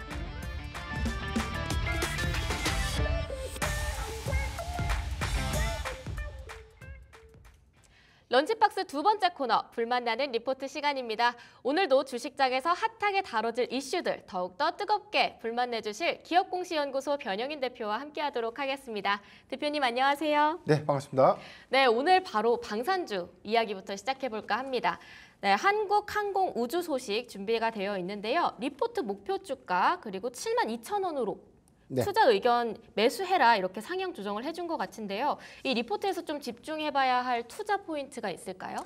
네, 어제 최근 한 2거래일간, 3거래일간 주가 흐름들이 좀 좋았는데 네. 우리가 한국항공우주를 보면 다른 방산주에 비해서 주가 상승 탄력도가 굉장히 좀 떨어졌다. 그래서 이걸 좀 사기에는 좀 부담스럽다라고 좀 말씀하시는 분들이 좀 많은데 네. 과거에 아마 이력이 좀 있어서 그랬을 겁니다. 뭐 어떤 지난 이력이요? 하반기 같은 경우에도 오히려 좀 기대감들이 좀 크게 좀 부각돼서 주가 좀 상단에 좀 위치를 하면 네. 차익 매물이 강하게 좀 쏟아져 내리면서 다시금 주가가 좀 원점으로 좀 회귀되는 그런 것들에 대한 경험치들이 있다 보니까 다른 방산주 대비해서 한국항공우주가 굉장히 좀 무겁다. 네. 그런 인식들은 좀 강한 것 같고요. 최근 고가가 5월 28일 59,500원인데 지금 뭐 분기에 역대급 실적을 달성했음에도 불구하고 전고점을 좀 돌파하지 못하고 있는 흐름들, 이게 뭐 최근에 현대로템과 하나에어로스페이스의 주가 흐름과는 조금 대조되는 흐름들이기 때문에 한국항공우주에 관련된 어떤 투자 매력도는 굉장히 좀 낮아진 상태가 아닌가라고 좀 보고 있지만 저는 좀 이번 리포트를 통해서 조금 우리가 다시 좀 판단해야 되는 부분들, 또 네. 명확하게 좀 짚어야 되는 부분들 좀 말씀드리고 싶은데요. 일단 실적, 2분기 실적 부분에 대해서는 전년 동기 대비 매출액이 21.6%가 증가됐고 네. 컨센은 한 2.7% 상회했다라고 좀 밝혀졌고요. 영업이익이 785포인트 증가되면서 전년 동기 대비 42%. 근데 컨센 부분도 이제 42%가 좀 상회된 785%가 증가됐고 45%의 컨센 상회 부분이 있었기 때문에 네. 굉장히 좀 이 탄탄한 실적 기조를 좀 보였다라고 좀 보고 있습니다. 어떻게 이렇게 실적이 잘 나왔을까요? 전체적인 부분들에 대한 이 방산 수주에 대한 물량들은 좀 더 차별화가 좀 있는데 사실 폴란드양에 대한 수주 이력들보다는 여기 이제 기재된 내용들을 보면 일단 이 기체 부품 사업의 물량이 좀 증가됐다. 네. 그러니까 지금 항공기체 부분의 어떤 물량들이 좀 증가된 요인인데 일회성 손익이 57억과 이라크 기지 재건 147억이니까 전체적으로 한 97억, 한 200억이 채 안 되는 손실 부분을 네. 충당금 환입 효과로 인해서 한 90억 정도가 좀 상쇄된 겁니다. 그러니까 손실로 잡아놨던 항목이 이익으로 다시 전환시켜진 거예요. 그러니까 이 부분에 대한 손실 리스크가 해지가 되면 잡아놨던 충당금을 환입해서 이익으로 좀 상쇄하는 그런 이제 회계 과정을 좀 거치게 되는데 네. 이런 부분에 대해서 소폭의 어떤 이익 개선들도 영향을 좀 준 것 같다라고 좀 보여지고 네. 가장 중요한 부분은 기체 물량들이 증가된 부분 플러스 환율 효과. 지금 3분기 실적들까지를 우리가 좀 계속해서 좀 봐야 되는 부분들 중에 하나가 현재 정도의 환율 기조를 계속해서 하반기도 이어갈 수 있다면 외화 환산 이익이 증가될 수 있는 효과들. 네. 여기는 뭐 기대될 수 있는 어떤 공급 이력 플러스 알파의 요인이기 때문에 환율 상승 효과도 주목해 볼 만한 포인트가 아닌가라고 좀 판단해 봤고요. 여기 더해서는 뭐 지금 하반기 수주 이력들을 좀 더 우리가 집중을 좀 해봐야 될 것 같은데 네. 일단 폴란드와 말레이시아 FA 50기에 관련된 어떤 수출 계약 논의가 좀 현재 진행 중에 있고요. 여기 더해서는 뭐 아랍에미리트양 수련 헬기 여기 관련된 수출 뭐 진행이 아마 이제 3분기 이내에 좀 확정될 수 있는 부분들 여기 더해서는 지금 이라크가 지금 이 기체 부분에 대해서 수련 2차 테스트를 현재 좀 진행 중이기 때문에 4분기에는 공급이 좀 더 가시화가 된다면 아마 실적의 연계성 관점에서는 상반기보다 하반기의 기대 요인이 더 크지 않을까라고 좀 판단되고 있습니다. 그러면 이런 성장 모멘텀이 언제까지 이어질까요? 우선 계속해서 제가 방산주 네. 뭘 봐야 된다고 했죠? 단기 실적은 볼 필요가 없다. 무조건 누적 수주 잔고를 좀 주목을 해봐야 될 것 같은데 지금 방산 빅4 중에 하나이기 때문에 한국항공우주의 최근의 누적 수주량 이 네. 부분도 계속해서 증가되고 있는 측면들 좀 고려를 해본다면 당장보다는 향후의 안정적인 실적, 수주 잔고를 기반으로 해서 2025년도, 2026년도까지 안정적인 실적 확장을 얼마만큼 가져갈 수 있을까가 좀 중요한 포인트인데 네. 다소 좀 아쉬운 부분들은 이 한국항공우주가 FA50기를 이제 미군 해군에 좀 공급하려고 하는 어떤 수출 계약 논의 이 부분이 2025년도쯤에 도입이 되기 위해서는 올해 아마 이제 가셔야 될 어떤 협의들이 구체화가 돼야 될 것 같은데 이 도입 시기가 2027년 내지 2028년도로 이연될 수 있다. 그러니까 이런 것들은 조금 노이즈로 좀 더 작용을 하는 부분들이긴 하지만 여기서 안 한다라는 뜻은 아닙니다. 왜냐하면 지금 FA50기의 어떤 가성비 그리고 여기 뭐 고등훈련기로도 사용을 할 수 있고요. 이제 도상국 같은 경우에는 뭐 사실 뭐 FA50기를 복합적인 어떤 전투기, 그러니까 소규모 이 작전을 좀 하고 하는 그런 전투기로도 좀 사용할 수 있는 부분들이기 때문에 사용 역량에 따라서 이런 어떤 기체 공급량들은 더 증가될 수 있지 않을까라고 좀 보고 있습니다. 제가 요즘 방산주에 관심이 좀 많은데 하나 시스템을 좀 요즘 계속 네네. 보고 있었거든요. 주가가 조금 떨어졌었는데 하나 시스템이 네. 또 이거 한국항공우주는 보니까 계속 오르고 있더라고요. 네. 둘 중에 어떤 걸 더 추천하실까요? 일단 한국항공우주가 상대적으로 지금 방산 빅4에 비해서는 네. 사실 주가 반영은 좀 크게 된 것이 없다라고 좀 보고 있고요. 네. 하나 시스템은 뭐 제가 개인적으로도 좀 좋아하는 종목이긴 하지만 2분기 실적이 좋았고 어제 주가 좀 조정받았던 이유는 세론입니다.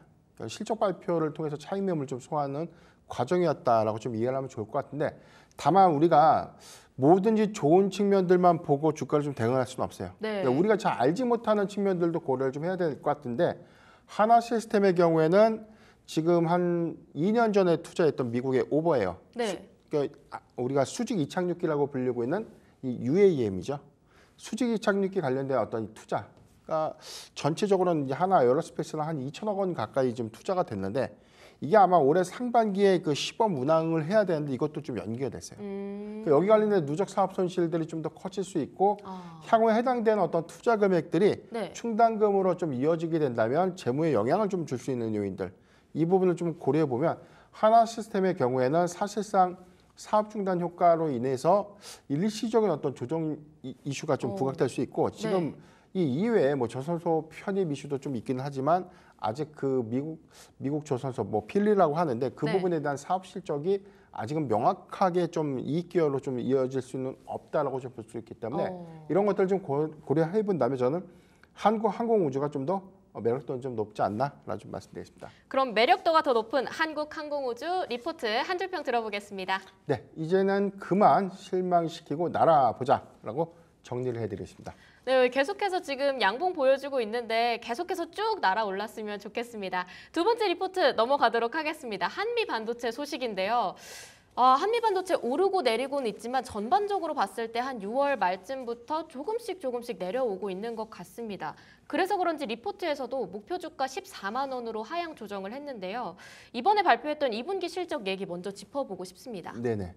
우리가 2분기 실적 기대치를 상회하거나 네. 상회했는데 주가 좀 빠지는 케이스도 좀 있었고 오히려 하회하면 더 빠지고. 그러니까 지금 실적 장세에서 특히나 반도체 섹터는 어떻게 좀 이 중심을 좀 잡아야 되나 굉장히 좀 고민이 좀 크실 텐데 지금 오늘의 구간들 보면은 사실 뭐 1.9% 하락. 어제 뭐 필라델피아 반도체 지수가 3%대 좀 하락을 했던 여인들도 있고 오늘 이 미국 장 종료 이후에 마이크로소프트와 AMD 실적 발표를 했는데 네. 뭐 마이크로소프트는 실적은 좋았지만 이 클라우드 서비스 부분에 대한 이 전망치가 월가의 기대치보단 하회했다.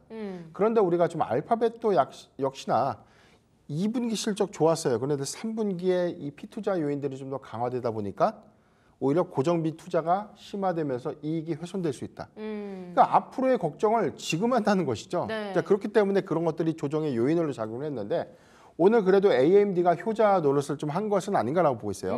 2분기 호실적도 있었고 데이터 센터향 매출이 거의 2배 가까이 증가됐던 측면들 그리고 우리가 기대했던 3분기 가이던스가 상향됐던 측면들. 네. 그나마 이런 부분들 때문에 반도체 섹터의 조정이 일부적으로 종목 차이는 좀 있지만 일부 종목들이 좀 반등 흐름으로 좀 이어지는 계기로 좀 작용하지 않았나라 좀 보고 있고요.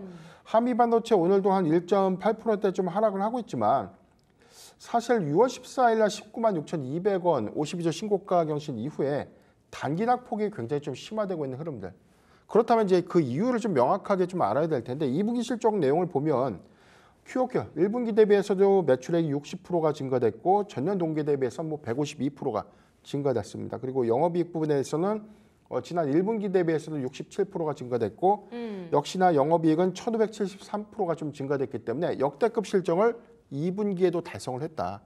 그리고 실적의 어떤 컨센을 소폭 좀 하회를 했는데 이 부분은 거의 그렇게 큰 금액 수치가 아니에요. 100억 네. 정도인데 이거는 장비가 3분기로 좀 이연됐던 효과였기 때문에 저는 컨센 하회는 아니고 오히려 컨센을 상회했다라고 좀 평가하는 것이 좀 맞다라고 좀 보고 있기 때문에 한미 반도체는 그런 부분들에 대한 이 실적에 관련된 기저에 대한 이 우려감들은 좀 다소 지나치지 않나라고 좀 보고 있고 제가 주목했던 측면들은 OPM이에요. 지금 영업이익률이 한 44%인데 네. 굉장히 큰 수치죠. 지금 고대역 반도체 공급에 대한 이 장비 부분의 OPM들이 40%가 넘어가는 종목들의 경우에는 전 주가의 추가적인 상승 여력 관점에서 더 주목해 볼 필요가 있다라고 좀 강조를 좀 드리고 있는데 네. 역시나 한미 반도체가 그런 것들을 다 감안한다고 하더라도 최근의 주가 흐름들을 보면 네. 지나친 낙폭 과대다라고 좀 보여지고 있고요. 지금 기술적인 분석상에서도 RSI 지표가 지금 이 과매도권에 진입을 했기 때문에 저는 2거래 이상의 과매도권 진입은 없다라고 보고 있습니다. 반등은 아마 향후 내일 정도나 내일 이후에 사실 이 기술적인 반등은 좀 예상될 수 있기 때문에 아마 반도체 섹터의 어떤 이 추세 전환의 흐름들은 삼성전자 컨퍼런스 콜에 관련된 메시지도 좀 중요할 것 같고 네. 8월 중순에 발표가 될 엔비디아의 2분기 실적 이 부분으로 인해서 상승의 트리거로 작용할 수 있지 않을까라고 좀 판단해 보겠습니다. 근데 지금 SK 하이닉스도 그렇고 삼성전자도 그렇고 한미 반도체도 그렇고 약간 국내에서 아무래도 미국 빅테크의 영향을 받아서인지 그렇게 주가 흐름이 좋다고는 생각이 되지 않는데 오히려 지금 반도체 산업을 건드리는 게 네. 좋다고 생각하시는 건가요? 그렇죠. 지금 우리가 이 하반기 실적 피크에 관련된 우려감이 있는가 아니면 네. 업황이 꺾였는가 이제 이 부분을 우리가 냉정하게 좀 판단을 해봐야 될 것 같은데 최근에 증시, 그러니까 반도체 섹터가 좀 하락하게 된 배경이 트럼프 트레이딩 영향도 있었고요. 거기에 더해서는 뭐 미국의 기술주들이 좀 단기 낙폭 부분들 좀 확대시켰던 요인들. 이 부분은 우리 증시를 좀 논외로 하더라도 미국 증시가 굉장히 좀 상대적으로 좀 강했잖아요. 네. 이런 부분들에 대한 차익 매물을 좀 소화하는 과정에서 우리는 소위 말하는 뭐 피해를 좀 보고 있는 형국이다라고 좀 표현하면 좀 맞을 것 같은데 네. 일단 뭐 하반기 기대치들이 꺾이거나 오히려 이 모멘텀들이 좀 꺾였던 부분은 없다. 그렇다면 좀 상반기보다 하반기의 기대 요인들은 컸는데 뭐 지금 뭐 이 애플이 엔비디아 칩을 안 쓰고 구글 걸 좀 쓸 수 있다. 네. 뭐 그런 것도 다 노이즈죠. 근데 전체적으로 보면 구글 AI 칩을 사용하면 이 반도체 산업이 악화가 됩니까? 오히려 후발주자들이 더 많은 경쟁 체제를 좀 가지면 오히려 반도체 섹터의 낙수 효과로 좀 기대될 수 있는 요인들을 보면 저는 더 시황은 더 긍정적이다라고 보고 있는데 이런 부분들을 좀 우려해서 주가 좀 빠진다는 것은 지나친 좀 노이즈에 의한 영향이 아닌가라고 보고 있기 때문에 전 실적이 입증해주고 있는 반도체 섹터, 특히나 시가총액이 좀 큰 종목들이나 대장주들의 경우에는 네. 현재 구간에 저는 분할 매수는 좀 가능하다라고 좀 말씀드리겠습니다. 네, 그럼 낙폭 과대라고 평가해 주신 한미 반도체 두 번째 리포트 한 줄 평 달아보겠습니다. 네, 증권사 여러분 부디 일관된 평가를. 네, 바로 이어서 말줄임표에 굉장히 많은 말들이 있다고 생각합니다. 평가를 이렇게 맞추셨는데 그 뒤에 굉장히 많은 말이 있다고 느껴졌어요. 마지막으로 산업 이슈입니다. 어제 불만하는 리포트에서 LG 이노텍 소식 다뤄봤었는데요. 관련해서 오늘도 애플과 애플 관련주 이야기로 전기전자 산업 흐름 좀 짚어보려고 합니다. 지난달 아이폰의 중국 수출 물량은 어땠나요? 이것도 참 노이즈 이슈가 있어요. 네. 지금 사실 뭐 카날리스가 발표됐던 2분기 출하량, 그래서 아직 애플이 실적 발표를 좀 하고 있지는 않았지만 우리가 기대했던 요인보다 이게 좀 꺾여지는 것 아닌가. 아이폰 1호의 이 출하량들이 할인 정책 효과로 인해서 굉장히 좀 많이 팔렸다라고 좀 들었고 LG 이노텍 실적에서도 우리가 확인했잖아요. 네. 그런데 이 부분이 카날리스에서 전망했던 부분들은 상위 1위에서 5위까지 중국 이 스마트폰 업체들이 다 석권했다. 네. 아이폰은 6위로 좀 밀려났기 때문에 예상보다 저조했다라고 좀 코멘트가 좀 달렸는데 이 부분에 대한 차이가 중국 정보통신기술연구원이 공개한 어떤 데이터와는 상당한 차이가 있었다라는 어떤 내용들이고요.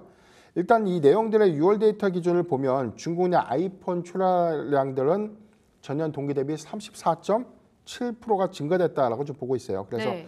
전체 6월달 중국 안에서의 관련된 어떤 전체 스마트폰 출하량들은 2,491만 대가 좀 증가됐는데 2분기 포함해서 전체 출하량 7,931만 대 중에서 아이폰 부분은 외산 스마트폰 점유율 1위 16.6%를 좀 달성했다. 그러니까 여기서는 오히려 아이폰 1호 판매량들이 부진하다라고 좀 카날리스는 좀 예측을 했는데 네.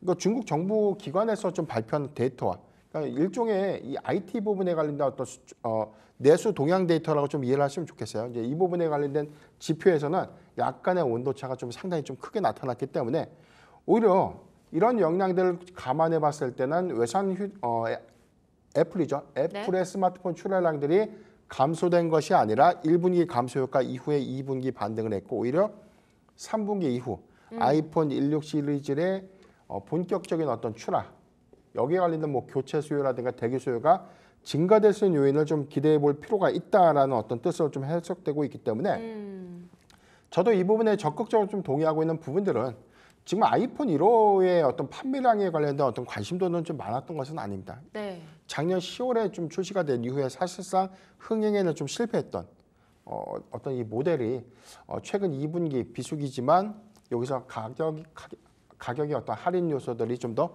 크게 좀 반영되면서 출하량들은 일시적으로 좀 증가됐던 요인이었고 네. 우리가 기대했던 요인은 아이폰 1호의 판매량이 아니라 아이폰 16이 과연 하반기에 얼마만큼 더 많이 팔릴 것인가 이 부분에 대한 관심도를 좀 주목해 본다면 저는 애플향 부품주들은 이런 어떤 노이즈 이슈 때문에 좀 흔들린다면 저는 계속해서 오히려 매수의 기회로 우리가 좀 늘릴 수 있는 어떤 구간이 아닌가라 좀 보고 있습니다.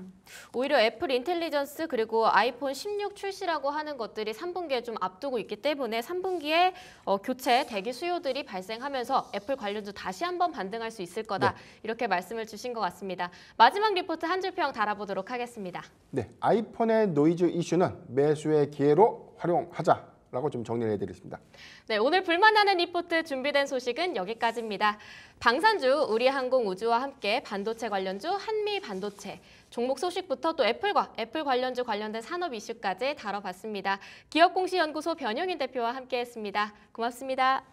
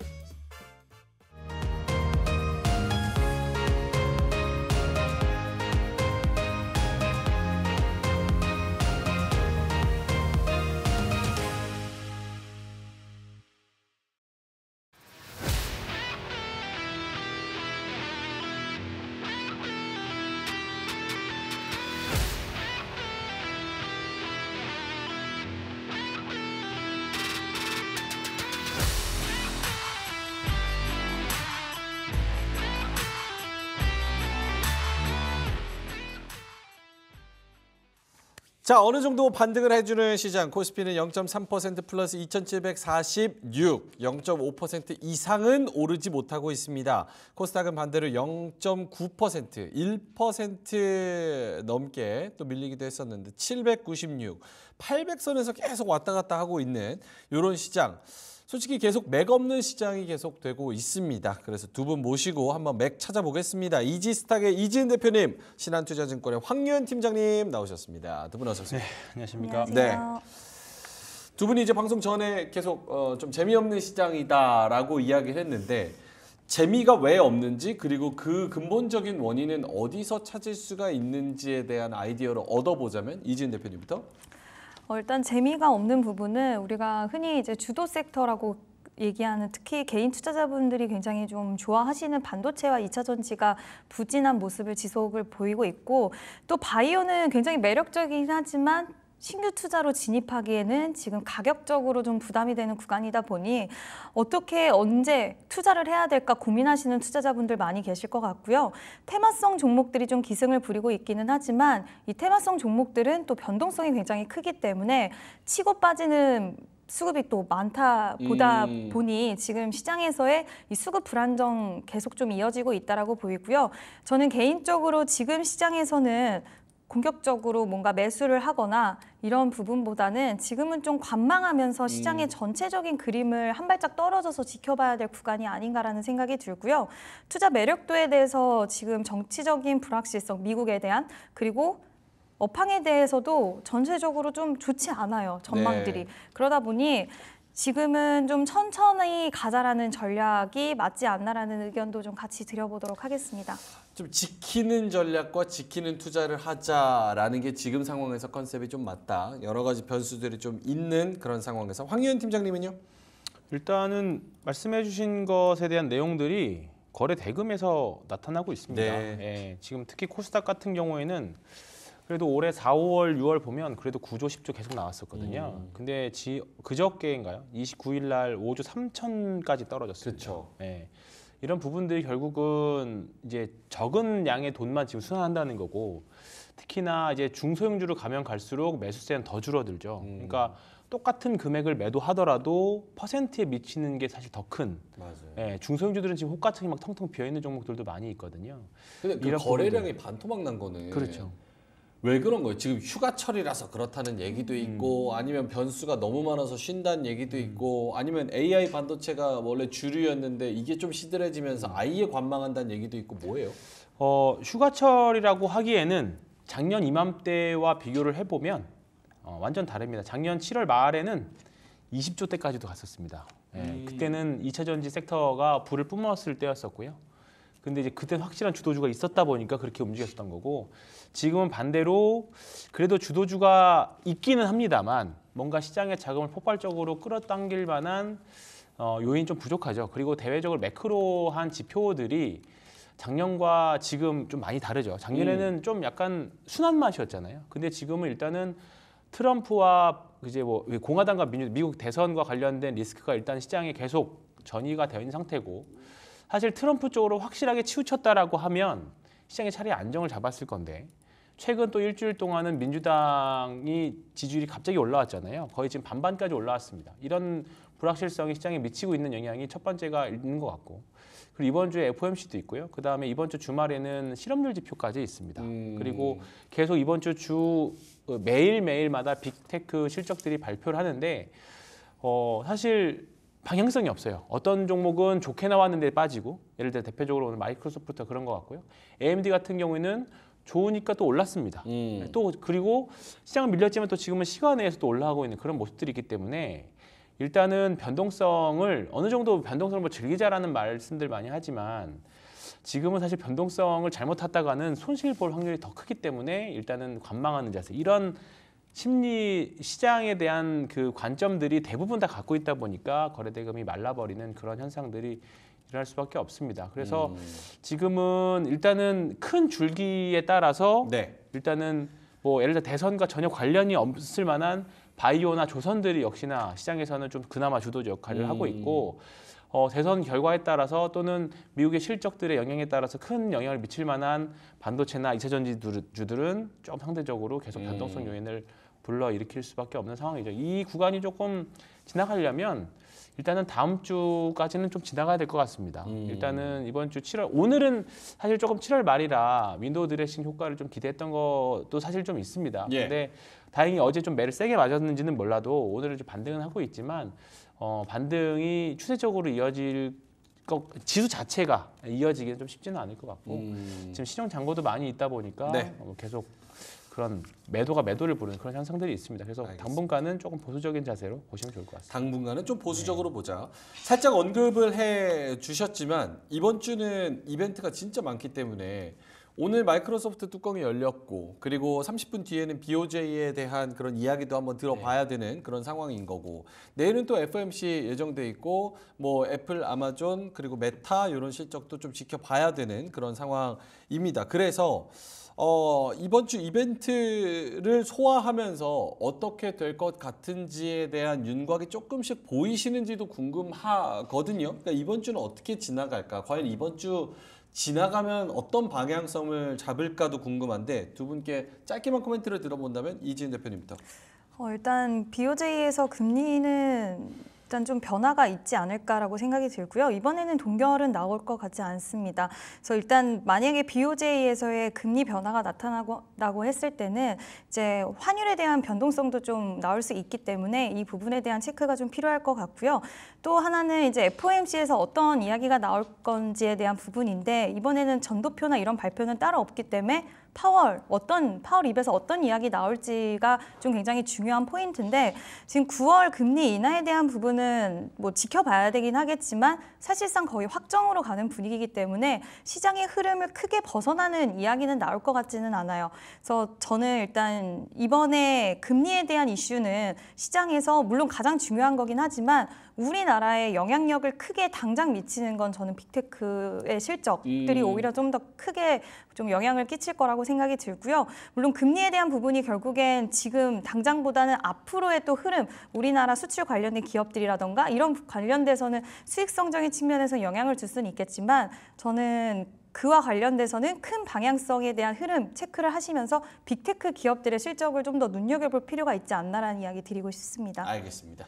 황희연 팀장님도 같은 네. 질문 드린다면 이번 주 일단은 저는 가장 중요한 건 이번 주 금요일에 있을 실업률 발표인 것 같아요. 일단은 그래요? 네.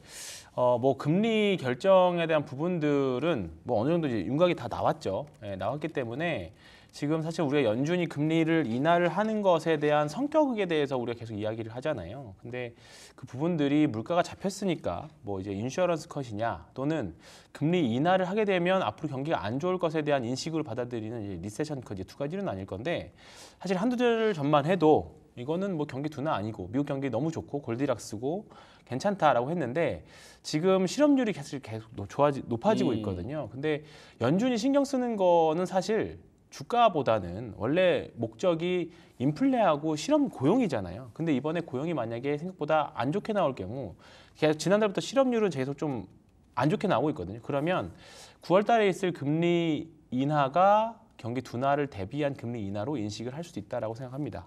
그렇게 되면 지금의 반도체주 하락이 당연히 정당화될 수밖에 없어요. 역으로. 경기가 앞으로 안 좋아지니까 주가가 먼저 떨어졌다. 네. 왜냐하면 추가 투자가 없거나 반도체에 대한 수요가 줄어들 거기 때문에 그런 부분들이 정당화될 수 있는 부분들이기 때문에 이번 주 계속 관망하는 자세는 외국인들도 마찬가지일 거라고 봅니다. 그렇죠. 특히 우리나라 시장에 대해서. 지금 우리나라 시장에서 외국인들 포지션은 선물은 사실 매도를 할 만큼 했습니다. 7월 초에 굉장히 한 4만 8천 개까지 순매도 매수까지 갔다가 지금 거의 중립 수준까지 떨어졌거든요. 그렇다 보니까 지금 현물도 거의 순매수 순매도 없고 그다음에 현물 선물 모두 다 마찬가지인 상황이거든요. 그러면 이번 주 보고 나서 지켜보겠다. 그 다음에 대응하겠다라고 보면 그런 관점인 것 같아요. 그래서 네. 이번 주까지는 좀 재미없더라도 보시고 다음 주에 좀 대응을 하시면 좋을 것 같습니다. 알겠습니다. 자, 그러면은 발제한 주제로 좀 넘어가도록 하겠습니다. 첫 번째 주제는 이지은 대표님이 발제한 주제인데요. 삼성전자와 반도체에 대한 이야기, 그 디테일들을 좀 따져보도록 하겠습니다. 첫 번째 주제 보여주시죠. 자, 삼성전자 확정 실적 관련해서 반도체가 돌아왔다, 이렇게 제목을 잡아봤습니다. 2분기 영업이익 10조 4천억, 반도체가 실적을 견인했다. 그리고 그 디테일을 궁금해하시는 분들이 많았는데요. 컨콜 관련해가지고 이지은 대표님 여기서 어떤 투자 포인트들을 우리가 얻을 수 있을까요? 일단 그 무엇보다 중요한 부분이 HBM 관련된 소식이었는데 일단 HBM 매출이 50% 증가를 했고 또 HBM3E에 대해서도 비중을 앞으로 높이겠다라고 얘기를 했어요. 이제 더욱더 좀 더 구체적인 로드맵에 대해서 시장은 원했지만 일단 어느 정도 확정치에 대한 부분은 아니어도 그래도 HBM3E에 대해서 올해 안에 또 뭔가 좀 이야기가 이어질 수 있다라는 부분들을 좀 암시를 해주는 모습을 보여줬고요. 다른 것보다도 파운드리 쪽을 좀 봐야 될 것 같은데 일단 삼성전자에서 중요했던 부분은 파운드리 사업부가 워낙 TSMC에 많이 밀려있는 상황이다 보니까 파운드리의 사업부에 대한 수익성적인 측면들에 대해 좀 의구심이 많았는데 이번에 파운드리 사업부를 2028년까지 고객 수를 4배를 확장을 시키고 매출은 9배로 확대를 하겠다라는 목표치를 제시를 했는데 이 이야기는 지금 삼성전자 같은 경우에는 대형 고객사가 없어요. 근데 이렇게 사업 목표치를 채우려면 결국에는 대형 고객사들을 끌고 오겠다라는 얘기인데 하반기 때 지금 이제 삼성전자에서 내세우고 있는 부분은 우리가 설계부터 패키징까지 다 할 수 있는 턴키 솔루션을 보유를 하고 있고 또 새로운 공정 2세대 3나노에 대해서 하반기에 양산을 시작하니까 이걸로 인해서 새로운 고객들을 이제 대형 고객사들을 품겠다라는 뜻을 좀 우회적으로 밝히지 않았나라는 생각이 들고요. 그래서 파운드리 사업부에 대해서도 어느 정도는 기대감을 좀 가져갈 수 있는 이야기가 나왔다라고 생각이 들고 다른 것보다 중요한 이제 HBM3E에 대해서는 지금 엔비디아와 고객사를 또 다른 고객사는 밝히진 않았지만 하반기의 양산에 대해서 이야기는 좀 슬 나왔어요. 근데 문제는 이게 과연 고객사까지 갈 것인가라는 부분에 대해서는 좀 더 지켜볼 필요성은 있겠지만 삼성전자에서 이번에 보였던 부분은 특히 이제 반도체 사업 부분은 영업이익단에서 지금 SK 하이닉스를 이겼기 때문에 앞으로의 낸드 가격에 대한 상승 그리고 D램 가격의 상승 이러한 부분들은 하반기에 수익성 이어질 거라고 보기 때문에 긍정적인 측면은 확실히 있다고는 생각이 들지만 주주자 내가 보유를 하고 있다. 지금 삼성전자 주주다 하시는 분들은 이번 이 컨콜이나 이런 내용들을 통해서는 더 보유할 수 있는 여력에 대해서는 좀 확보가 되었다라고는 생각이 들지만 신규 접근하시는 분들에 있어서는 지금 뭐 급할 거는 없다. 그리고 내가 삼성전자를 매수를 하는 부분에 있어서 긍정적인 관점을 보유하고 있다라고 한다면 비중을 좀 일부 정도는 담아보실 수는 있겠지만 지금이 확 기회다라고 보기에는 지켜볼 필요가 있다라고 좀 말씀을 드리고 싶고요. 네. 그 이유는 빅테크들의 실적 지금 아직 남아있고 시장에서 AI 수익성에 대한 의문이 미국 시장에서부터 불어오고 있는 상황이기 때문에 좋은 실적이 나왔어도 이제 앞으로 AI에 대한 수익성, 지금은 좋지만 앞으로 좋을 거야? 그리고 투자를 했는데 그만큼 수익성이 따라올 수 있나? 그리고 안 따라왔을 시에는 투자에 대한 축소까지도 나올 수 있다는 부분이 계속 아직은 존재를 하기 때문에 빅테크의 실적 발표들도 좀 같이 지켜보실 필요가 있다고 생각이 들고요.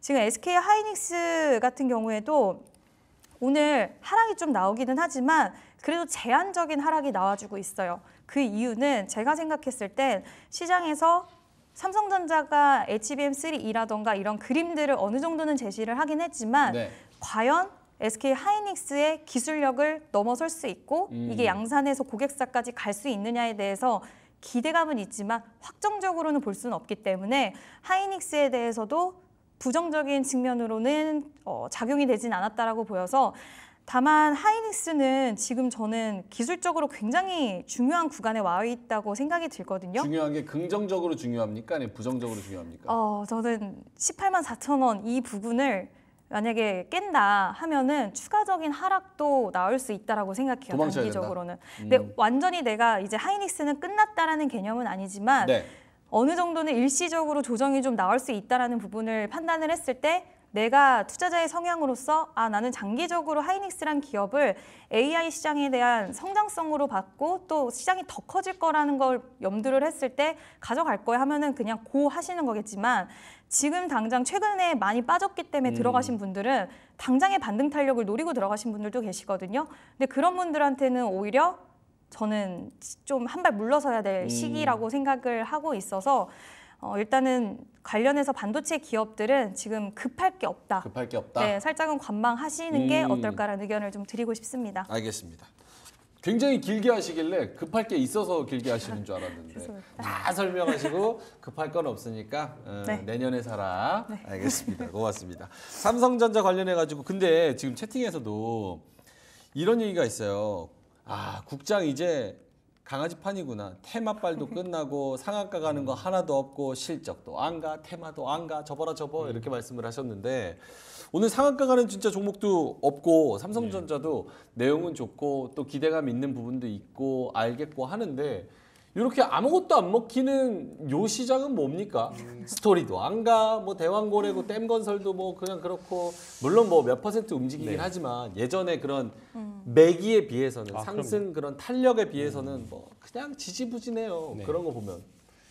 일단 과거에 비슷한 사례가 2014년이었나요? 그때 한번 그 대통령 탄핵 사건이 있었을 때 그때 네. 한번 있었습니다. 그때 한 3개월 동안 시장이 이랬어요. 정말 아무것도 움직이지 않았고 그냥 테마도 단타만 됐었고 줄줄줄 흘러내리는 시장이 있었습니다. 근데 그 이후에 어쨌든 그 리스크가 해소가 되고 나서부터는 또 시장이 또 달리기 시작했었거든요. 그러니까 지금 과연 시장이 발목을 잡고 있는 불안 요소가 뭘까에 대한 고민인데 일단은 금리겠죠. 일단 금리가 크게 하나가 있을 거고요. 두 번째는 대표님이 말씀하셨던 삼성전자의 HBM 통과 여부일 겁니다. 우리나라 반도체 어쨌든 매수 심리를 살려주려면 이런 부분들 그 좀 더 길게 본다면 미국 대선까지인데 결국은 하반기는 항상 우리나라는 상고 하저였거든요. 네네. 네, 분위기는. 그리고 이제 거기다가 이제 금투세까지. 이제 대주주 양도소득세 이슈는 작년에 10억에서 이제 50억으로 완화가 됐기 때문에 어느 정도는 이제 크게 영향을 미칠 것 같지는 않아요. 근데 올해 또 이제 금투세가 또 남아 있고 세법으로는 금투세가 남아 있고 대외적인 리스크로는 미국 대선이라던가 그 다음에 이제 금리와 관련된 내용들이 있을 거고요. 이런 부분들이 해소가 돼야 되는데 하나하나만 사실 우리 시장에 갖고 오더라도 되게 큰 재료인데 굉장히 다 이게 한 번에 몰리는 게 올 하반기입니다. 특히 3, 4분기가 이미 선제적으로 반영이 아마 될 것 같은데 그 중심에 있는 게 7월 달, 8월 달이겠죠. 그래서 아마 지금 시장은 해소가 돼야 될 것 같고요. 이제 하나하나 분명히 풀릴 겁니다. 어쨌든 불확실성이 해소가 될 거예요. 그런 첫 단추가 이번 주 일단 실업률 발표부터 해소가 돼야 될 거기 때문에 이 구간을 버텨야 됩니다.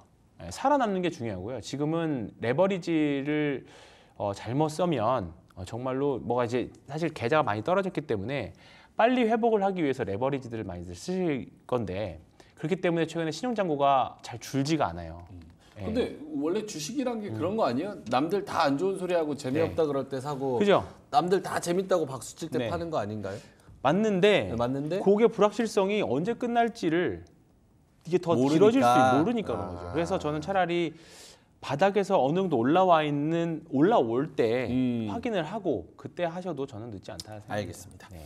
삼성전자 황적 실적 나왔기 때문에 뭐 이지은 대표님이 발제하시고 또 제가 여쭤보기도 했는데 결국 여기 관련주를 좀 받아야 되는데 관련주를 좀 줄 게 없으시면 넘어가도 되긴 합니다. 만약 관련주를 보신다고 한다면 최근에 삼성전자 관련돼서 공급 계약 나왔던 YC 이제 그게 HBM 제 의지입니까? 아니면 꼭 보셔야 되는 겁니까?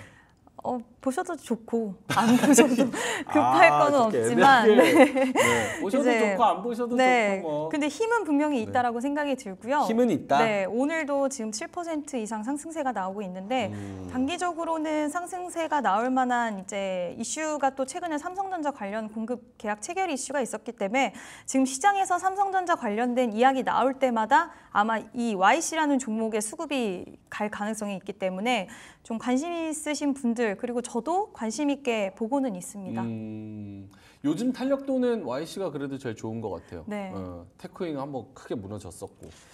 알겠습니다. 자, 삼성전자 반도체가 돌아왔다라는 이야기로 이지은 대표님이 잘 설명을 해주셨고요. 두 번째로는 저희 제작진이 준비한 발제로 한번 가보겠습니다. 보여주시죠. 불안할 땐 실적주. 그래 뭐 어차피 시장에 떨어지고 불안하고 투심이 안 좋으면 실적이라도 나오는 게 그나마 낫다. 화장품으로 피신하자. 반도체 뭐 이런 것들이 조금 지지부진하면 방산, 뭐 화장품 이쪽으로 피신을 하자는 그런 이야기인데 원래는 화장품에 한번 확 밀물이 왔었다가 한번 빠지고 그 다음에 얘네가 얼마나 쉴까 했는데 리포트가 대량으로 나오면서 목표 주가가 또 상향이 되고 그러면서 다시 한번 좀 요 상승 탄력을 받았습니다. 하반기에도 수출 증가가 기대가 된다. 두 분 중에서 화장품 나는 지금 상황에서 포트에 꼭 있어야 된다라고 생각하시는 분 손 한번 들어주시겠어요? 요것도 관심 있으시면 보고 아니면 말고 요건가요? 아니면 꼭 있어야 되나요? 지금 이제 실적 시즌에 이제 중소형 관련 종목들 실적이 나올 텐데 네. 그때 아마 화장품 관련된 종목들 군에서는 좀 좋은 실적을 내보이는 기업들이 많이 있을 것 같아요. 그러니까 그게 한두 기업이 실적을 좋게 내보이는 것보다도 오히려 단체로 좀 좋은 실적이 나오면 이 화장품에 관련된 업황 자체를 긍정적으로 보는 시각들이 올 수 있기 때문에 그런 관련돼서 전반적으로 수급이 그 안에서 퍼질 수 있는 가능성이 있다라고 보고 있어서 저는 좀 긍정적으로 생각을 하고 있고요. 특히 지금 시장이 불확실성하다 보니까 오히려 그게 좀 기회 요인으로 작용이 될 수 있다는 생각도 들고 지금 북미 쪽의 매출 성장률이 굉장히 좀 눈에 띄게 좋아지고 있는 상황인데 하반기에는 이벤트가 더 많이 있습니다. 지금 뭐 블랙 프라이데이를 기점으로 해서 이벤트가 또 많이 포진이 되어 있기 때문에 이와 관련돼서 기대감을 가져갈 수 있는 소식들도 계속 나와줄 거고 그러면 시장에서는 그 관심도랑 이런 부분들이 계속 이어질 텐데 거기다 좋은 실적까지 보인다고 한다면 물론 지금 가격 구간에서 살짝 부담스럽다고 생각하시는 분들도 계시겠지만 아모레퍼시픽, 뭐 실리콘2는 살짝 빠지고 있긴 해도 그래도 비교적 다른 쪽 관련된 전력기기도 실적 잘 나왔는데 최근 AI 이제 수익성에 대한 의문점이 나오면서 좀 꺾이는 모습을 보여줬기 때문에 이번에 이제 화장품이 실적 시즌에 있어서 좀 괜찮은 그래도 시장 대비 선방해주는 모습이 나와주지 않을까 저는 그렇게 생각을 하고 있고요. 북미 쪽에서 매출 특히 아모레퍼시픽의 코스알엑스도 진짜 이번에 아마존 행사할 때 보니까 인기가 정말 많더라고요. 네. 그래서 우리나라 화장품들이 상위권에 다 포진돼 있는 모습을 보면서 좀 애국심이 또 살아났는데 일단 화장품 관련돼서는 북미 쪽 시장의 호조 그리고 가성비와 우리나라 화장품 기업들이 트렌드 반영이 굉장히 빠르기 때문에 그런 부분들에 대한 인식이 좋아지고 있다는 것도 결국에는 이게 단기적인 모멘텀으로 작용되는 게 아니라 장기적으로도 좀 끌고 갈 수 있는 부분이라고 생각이 들어서 저는 긍정적으로 보고 있습니다.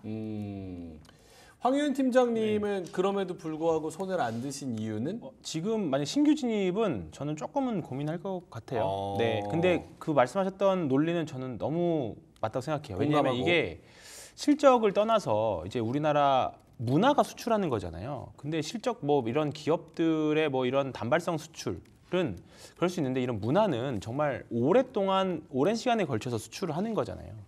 그렇기 때문에 이거는 실적은 당분간은 계속 좋을 걸로 예상이 됩니다. 다만 과연 주가가 그 부분을 너무 빨리 따라가느냐 또는 미리 너무 선행을 하느냐 그런 부분에 대한 고민은 좀 사실은 해야 된다고 생각합니다. 아마 실적은 계속 좋아질 건데 주가가 좀 더뎌지거나 또는 주가가 재미없어질 수도 있는 차원에서 신규 진입은 조금 고민을 해보자 그런 측면에서 말씀을 드리고 있는 거고요. 보유하시고 있는 입장이라고 하면 지금은 당연히 보유를 해야 되는 입장입니다. 다만 여기서 몇몇 종목들은 이제 조금 음봉도 나오고 추세를 이탈하는 종목들이 나오기 시작했거든요.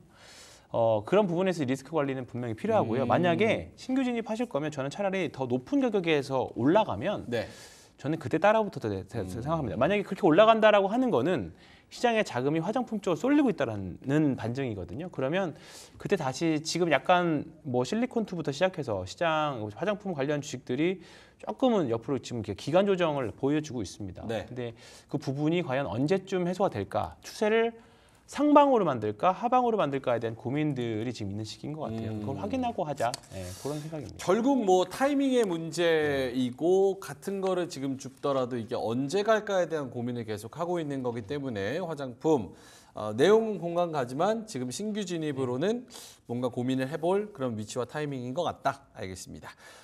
은주님께서 VT 리들샷 제가 엄청 쓰고 있습니다. 너무 좀 이렇게 말씀을 해주셨는데 이진 대표님은 개인적으로 화장품 어떤 거 쓰세요? 뭐 국내 거 쓰시는 거 있으세요? 저도 리들샷 네, 쓰고 좋아요? 있어요. 좋아요. 그리고 이게 참 브랜드 마케팅이 잘했다고 생각이 드는 게 이게 단계별로 있다 보니까 지금 이번 단계에서 내가 효과가 좀 덜했다 아니면 효과를 조금이라도 봤으면 다음 단계를 꼭 써보고 싶어요. 근데 이게 100샷, 뭐 300샷, 500샷, 700샷 이렇게 있다 보니까 계속 돈을 쓸 수밖에 없는 구조를 참 잘 만들어 놓지 않았나. 다이소에 500까지 들어왔대요. 아, 100, 300 있다가 최근에 500 들어왔다고. 다이소 얼마 전에 갔는데 VT 살려고 했는데 또 없어 이렇게 없어요. 얘기하시더라고요. 아하. 알겠습니다. 그러면은 종목만 받고 다음 걸로 넘어갈게요. 화장품주 안에서 지금 신규 진입으로 괜찮은 것. 일단 VT 종목 좋지만 오늘은 마녀공장이라는 종목 좀 이야기해드리고 싶은데요. 일단 스킨케어 관련된 제품인데 이 기업 같은 경우에는 저도 예전에 써봤는데 클렌징 제품이 굉장히 좀 특화된 기업이라고 생각을 하시면 될 것 같습니다. 국내에서도 매출 순항하고 있지만 해외, 특히 미국 쪽에서 지금 코스트코 입점을 했는데 코스트코 업체 쪽에서 너무 좋다. 그래서 좀 추가적으로 물량 더 땡겨오고 싶다라는 얘기도 나왔다라고 하더라고요. 그래서 2분기 분기 최대 실적 달성할 걸로 전망이 되고 또 그뿐만 아니라 지금 해외와 국내에서 모두 매출이 순항하고 있어서 저는 가격적으로도 지금 살짝 부담스럽진 않은 것 같아요. 마녀공장은. 그래서 지금 신규 진입 또한 가능하다라고 좀 이야기 드릴 수 있을 것 같습니다. 네, 알겠습니다. 자, 화장품 관련해서 이재은 대표님이 또 자세하게 잘 설명을 해주셨지만 또 타이밍과 위치에 대한 고민들은 개별 종목으로는 잘 해보셔야 된다는 거 말씀을 드리겠습니다. 자, 마지막 주제로 갑니다. 황유현 팀장님 발제인데요. 주제 보여주시죠. 명실상부 밸류업 대장 금융지주 황유현 팀장님이 설명을 해주실 건데요. 깜짝 실적과 밸류업 타고 4대 금융지주 신고가 랠리. 원래는 KB가 쭉쭉 치고 나갔는데 와 신한이 꽤 저력이 있습니다. 기백 있게 그냥 쭉쭉 올라가던데 신한지주가 하루에 10% 올라가는 거는 진짜 오랜만에 그렇죠. 저는 개인적으로는 처음 보는 것 같은데 자, 요 밸류업 대장 금융지주 앞으로도 계속 가는지에 대한 부분? 언제까지 계속 이런 밸류업 모멘텀이 이런 주가들에 영향을 미칠지는 모르겠습니다만 일단 하반기까지는 계속 가져가야 되는 모멘텀이라고 생각합니다. 우리가 처음에 2월 달에 밸류업과 관련된 내용들이 나왔고 가장 빠르게 반응했던 게 금융지주하고 자동차였잖아요. 근데 자동차는 어쨌든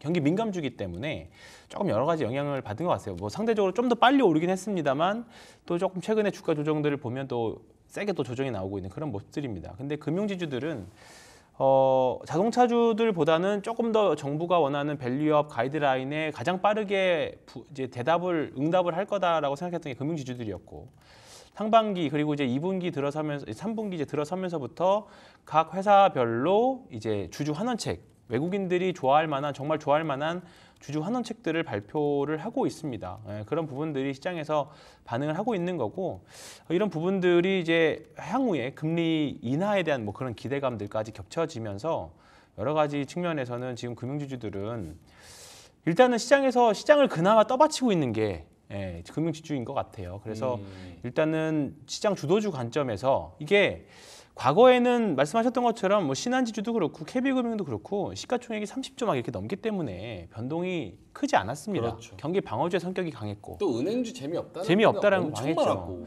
근데 지금 최근에 올해 6월 달, 7월 달 들어서면서 시장의 스타일이 뭐냐면 시가총액은 큰 문제가 되지 않는다.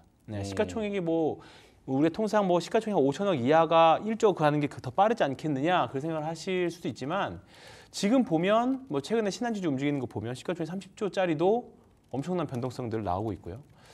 지금 다른 시가총액 10조대의 움직임들도 위아래 변동폭이 굉장히 큰 상태입니다. 그래서 우리가 중소형주들 공부할 때 보면 굉장히 공부 많이 해야 되잖아요. 사실 이 회사가 어떤 회사고 어떻게 돈을 벌면서 하는 종목들이 이제 소형주로 갈수록 그게 더 어려운데 사실 대형주들 보면 예를 들어서 은행주 하면 우리가 사실 특별히 깊게 공부할 이유 사실 없잖아요.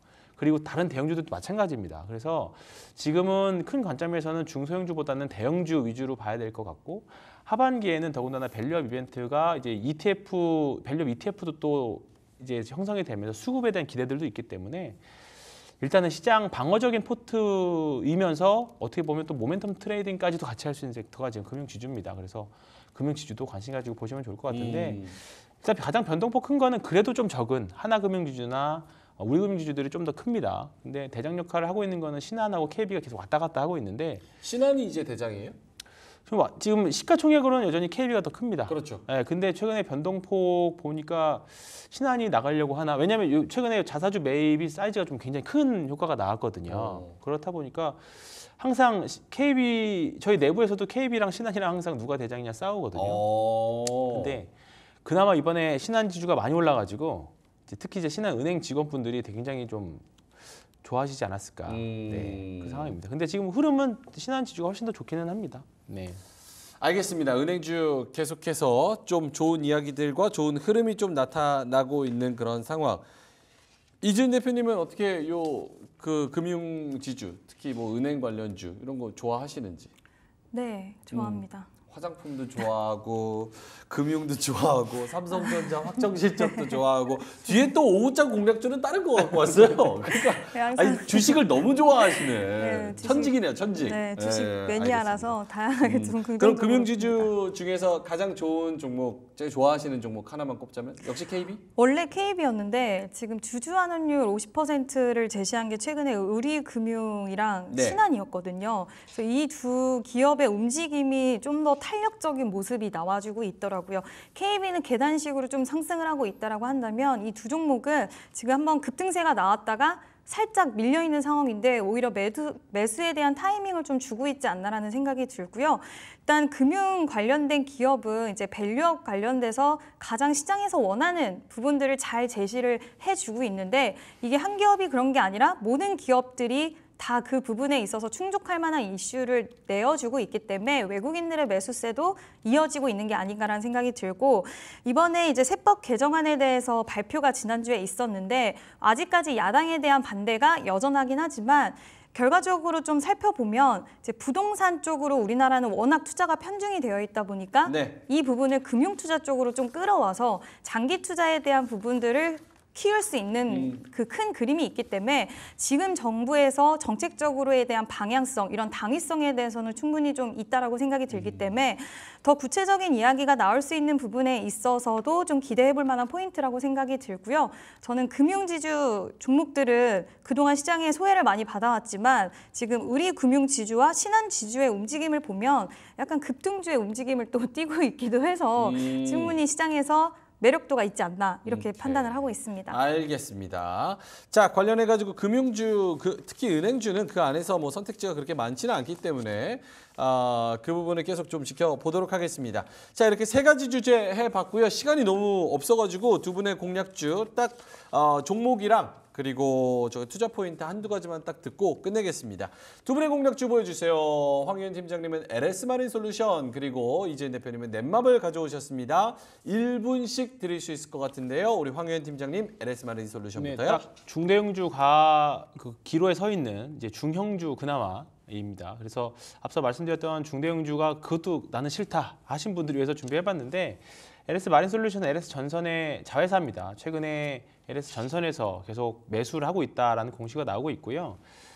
지금 해양에 해저 케이블을 까는 포설선을 운영하고 있는 회사입니다. LS전선에서 해양 케이블을 만들어가지고 해양에다가 바다 밑에다가 까는 역할을 하는 게 LS마린솔루션인데요.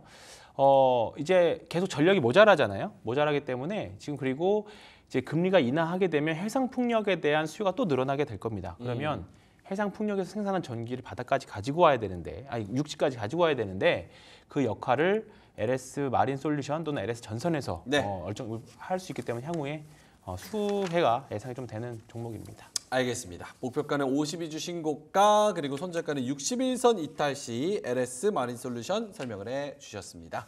자, 이재인 대표님의 넷마블 투자 포인트 1분 드릴 수 있습니다. 네, 지금 시장에서 일단 게임주가 그렇게 부각을 크게 받고 있지는 않지만 크래프톤, 넥슨 게임즈 종목들 그래도 수당을 좀 이어가고 있고요. 넷마블 같은 경우에도 2분기 실적에 대한 기대감이 좀 있습니다. 특히 영업이익 흑자 전환에 대한 달성 기대감이 있는데 그 이유는 이번에 나왔던 신작, 이제 아스날 연대기, 나 혼자만 레벨업 그리고 레이븐2가 굉장히 흥행에 성공을 했고요. 여기서 끝나는 게 아니라 또 하반기에 그 신작에 대한 모멘텀도 가지고 있는데 4종의 신작이 나옵니다. 그중에 7개 대제 키우기 그 부분은 지금 원래 글로벌 시장에서 IP가 인기가 많았기 때문에 통상 이제 IP가 원래 인기가 좋으면 좀 이어가서 인기도가 올라가는 경향이 있기 때문에 하반기 신작에 대한 모멘텀 보유를 하고 있고요. 요즘 게임주들 보면 대표적인 IP를 가지고 있는 기업들 위주의 상승세가 좀 나오고 있기 때문에 지금 넷마블도 관련돼서 충분히 IP로서의 매력 가지고 있다는 매력도적인 측면에서 관심 있게 보시면 좋을 것 같습니다. 네, 목표가는 68,000원, 손절가는 57,000원 넷마블 보내주셨습니다. 자, 그러면 두 분과 저는 여기서 좀 인사를 드려야 될 것 같습니다. 오늘 두 분이 해주신 말씀 그리고 종목들 잘 살펴보시면 좋을 것 같고요. 이지스탁의 이지은 대표님 그리고 신한투자증권 황유현 팀장님과 저는 여기서 인사드리겠습니다. 오늘도 함께해 주셔서 대단히 고맙습니다.